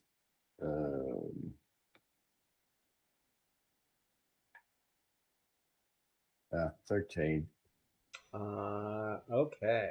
Restrained. You are restrained. Who saved? Somebody did good. I got a 16. 16. All right.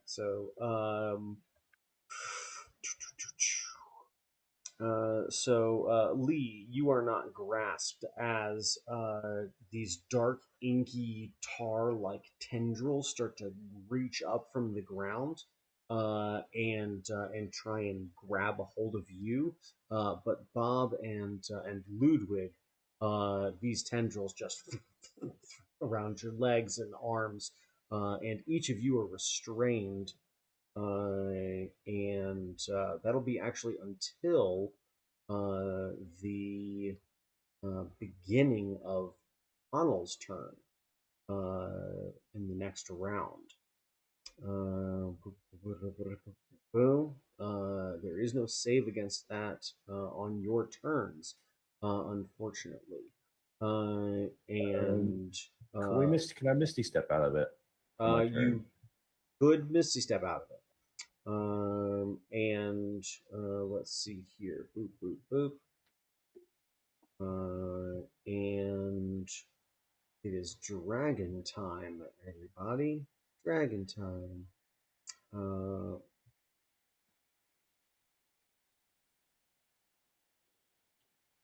Yeah. I think this guy's going to try and line it up here. Let's see who he can hit. He's going to swoop around. And he is going to try and line up a couple of folks. Adam, yeah, sir. He is frightened. I guess. Well, let's see. My description had Gronk. So, would it be me or Gronk? I don't know. I don't know that this will particularly change that, but it would be regardless as long as you're within line of sight. Disadvantage on his attacks. Unfortunately, he's going to line up a shot with his acid breath. So I'm just trying to see who all coming to the acid breath party. And I think,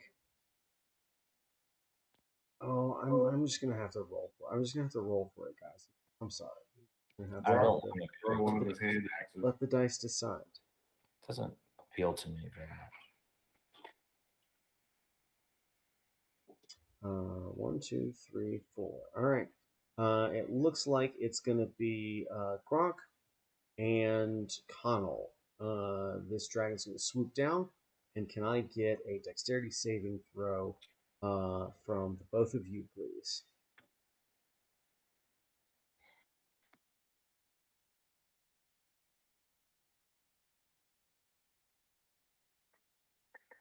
Would Rock be able to use Sentinel on himself? He's not. I mean, this is not technically an attack.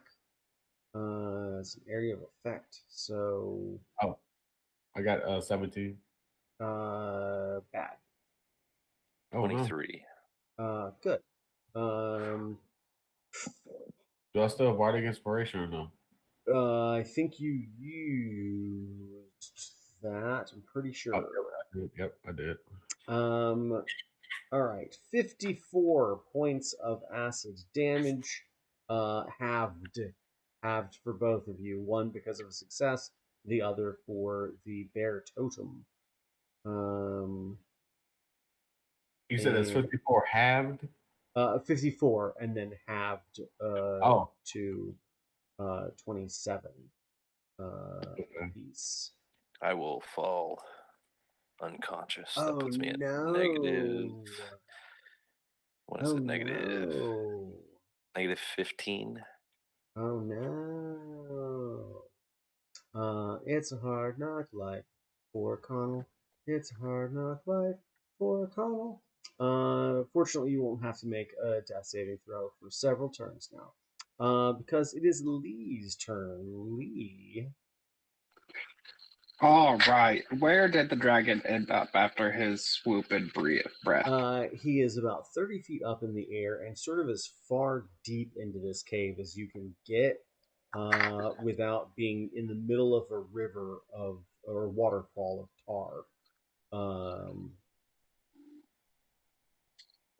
Okay. Okay.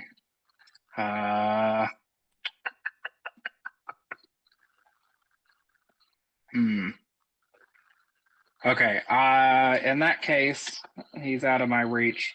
So I will turn to my buddy on the ground and use my speed to get over to him and do a rank 1 cure wounds for 8 healing.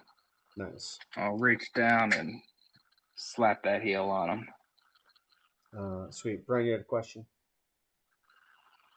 Never mind, thank you. And I will go ahead and drink my potion of growth. Is that a fine magic item? Cool. Love that. Love that. I will drink that. And for my haste action, I will hide off to the side while the dragon is flying away and await. Okay. Roll me a stealth check, please. 13. He's probably still going to see you, even with his passive. All right. Well, I am ducked off to the side, so if he recharges, he's got to spread out a breath attack. And I think that was all I can do for the situation I was in, but now I'm big. Oh, you know what? I'm big. It's kind of hard to hide when I'm big, so never mind. Yeah, that's true too. All right. That should be it. And I'm just large. Dope. Ludwig. Hello. Am I free from this, or do I need to break free from it? You are grass. You are restrained. Okay, so you would need to use an action I'll use a bonus action for Misty Step if that's all there right. you go. That's a smarter move for sure. And then I will Misty Step over to Adam. What's your character's name again? Connell? Connell. Yes, sorry.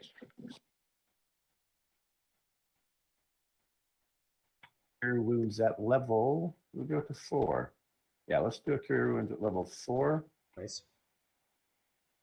And that is a total of 24 points back to you, sir. That's a big one. Good job. And that's all I can do because bonus action, my Misty Step. That's my Misty Step gone. It's pretty serious. It's a pretty serious turn for so quick. And then cure wounds to my friend there, 24 points. Yeah. I wish I was in Chalice mode because I got 1d8 back, but that's cool. Beautiful, beautiful.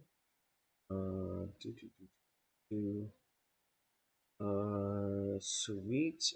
Can I get a dexterity saving throw from Grok, please? Or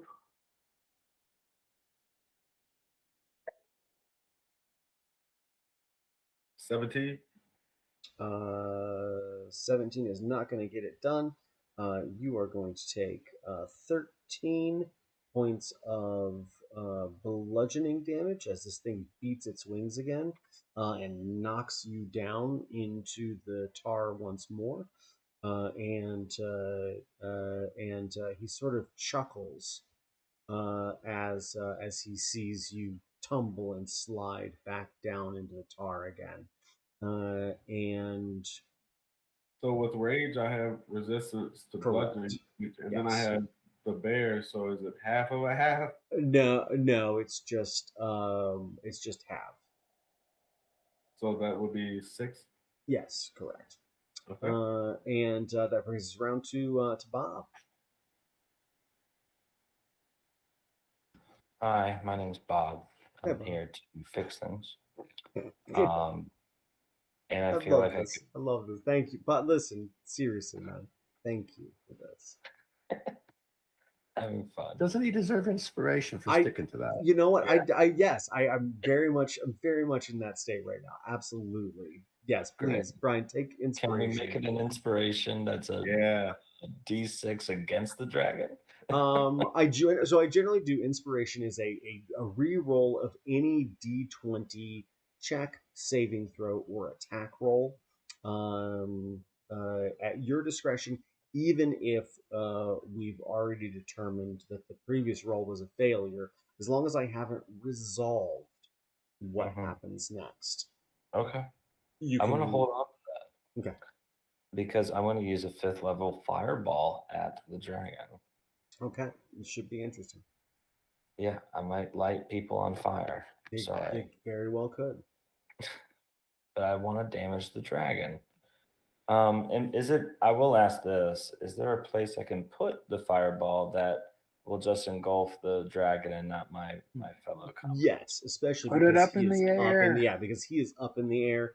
If you wanted to pop that off, it would be particularly poignant and powerful. Maybe it doesn't hit the tar. We will see. But yeah, 5th level fireball, dex save. All right, let's see what he does with a dexterity saving throw. You guys want to know what the dump stat is for dragons like this? It's Tell me. It's dexterity. Oh no. That's a 14. Yeah, 16 to save. No good. He's gonna take all that sweet damage. Okay. There's so much rolling, I have to do it digitally because I can't keep track of it. So Fair. 10d6 damage. Let me pull this up quick.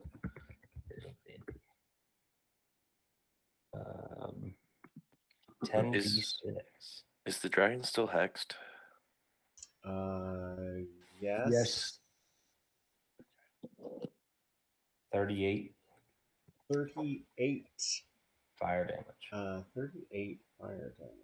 Oh, let's see.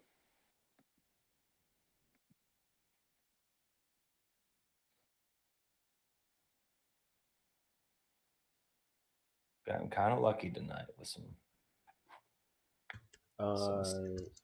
This dragon, as you light him up, is just shrouded in flames. All the tar on him begins to bubble and pop and sizzle, and very quickly he is just a flaming, wing-beating mass of dragon in the air here. And Grok, as you look up, we can see the reflection of the fire of this dragon as it beats its wings over top of you, and there really is just this like rain of fire as thin little rivulets of tar and flame begin to drip from this magnificent creature onto the ground, and you can see these little and this strong aroma of burning petrochemicals as this guy is just lit all the way up. And anything else? Well, I use my reaction.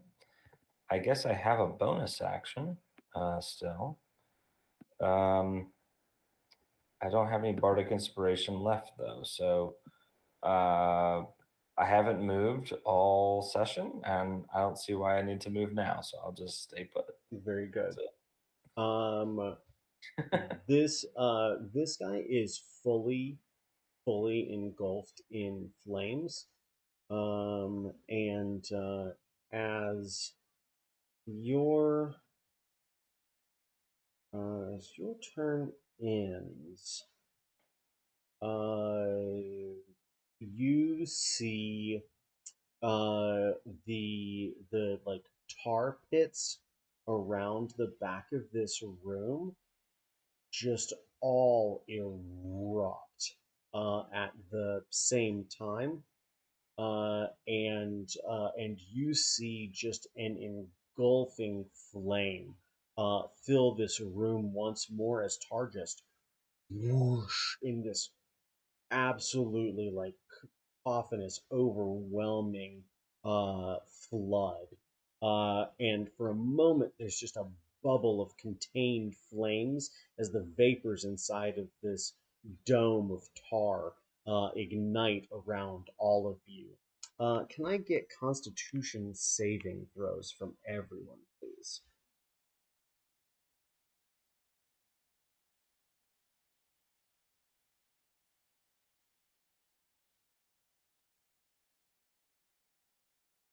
$19.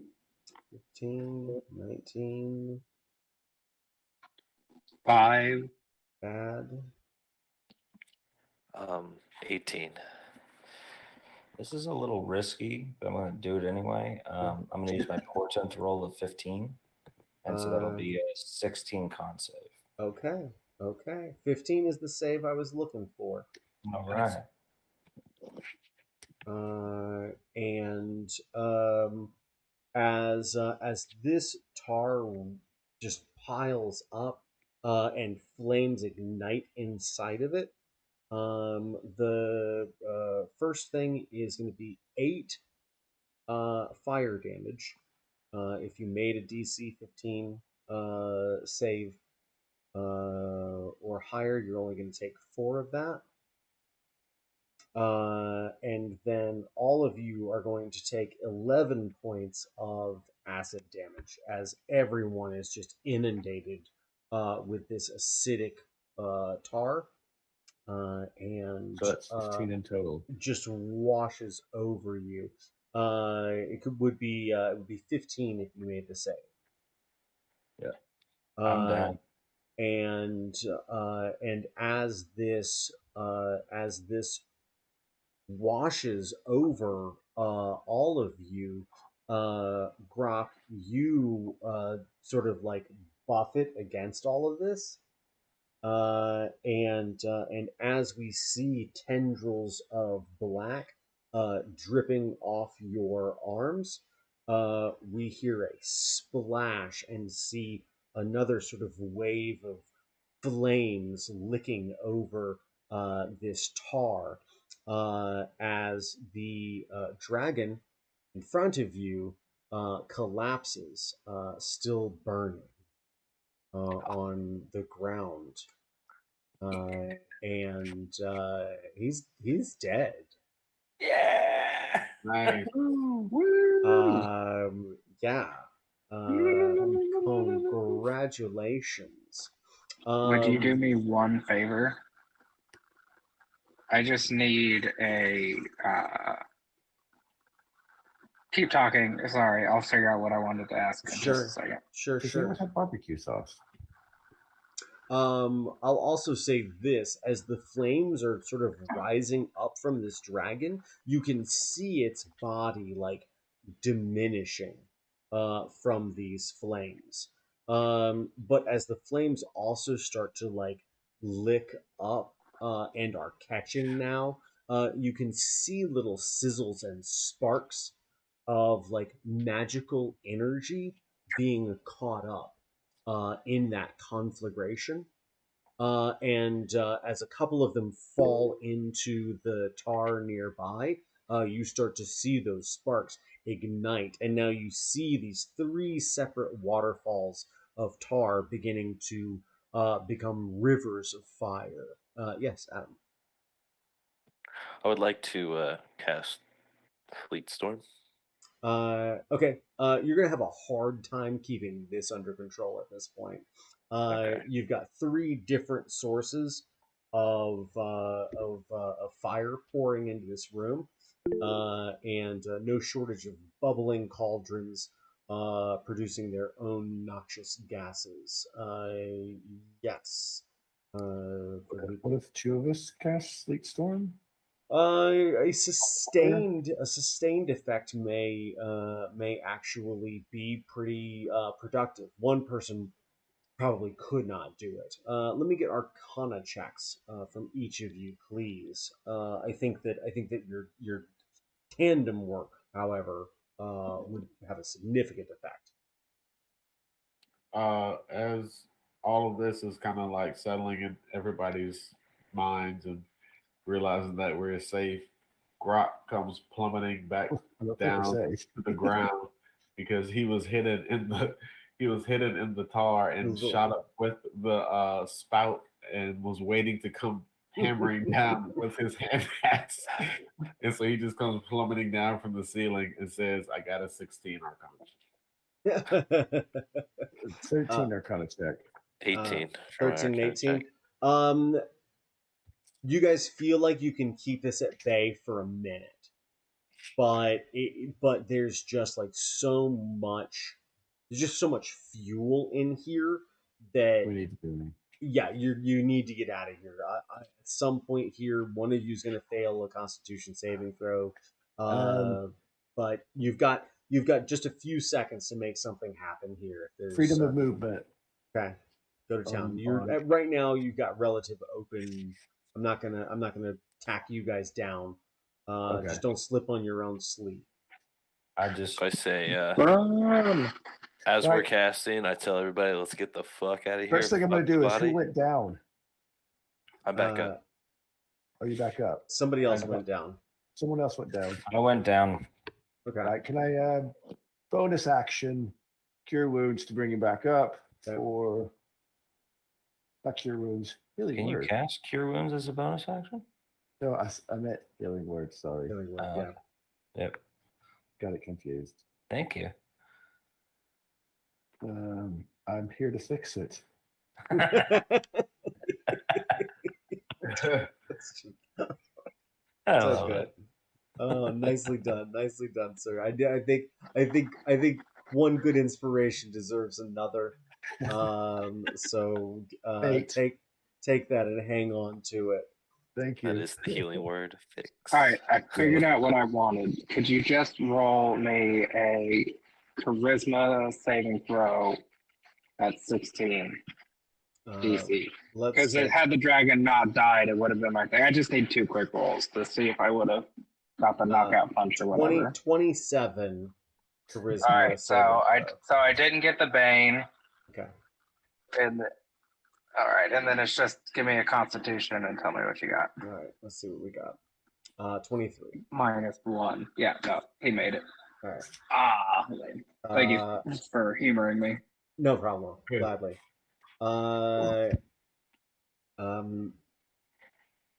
Yeah. As y'all are like trying to fight these fires back, we see this dragon just like diminishing and diminishing in size, like it's like a balloon has popped, and it's just cooking down, smaller and smaller, and uh, who is trained in Arcana or Nature?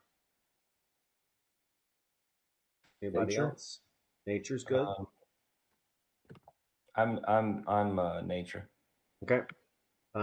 If you are trained in Arcana or Nature, you can roll whichever one you are trained in, and let's see what you guys got.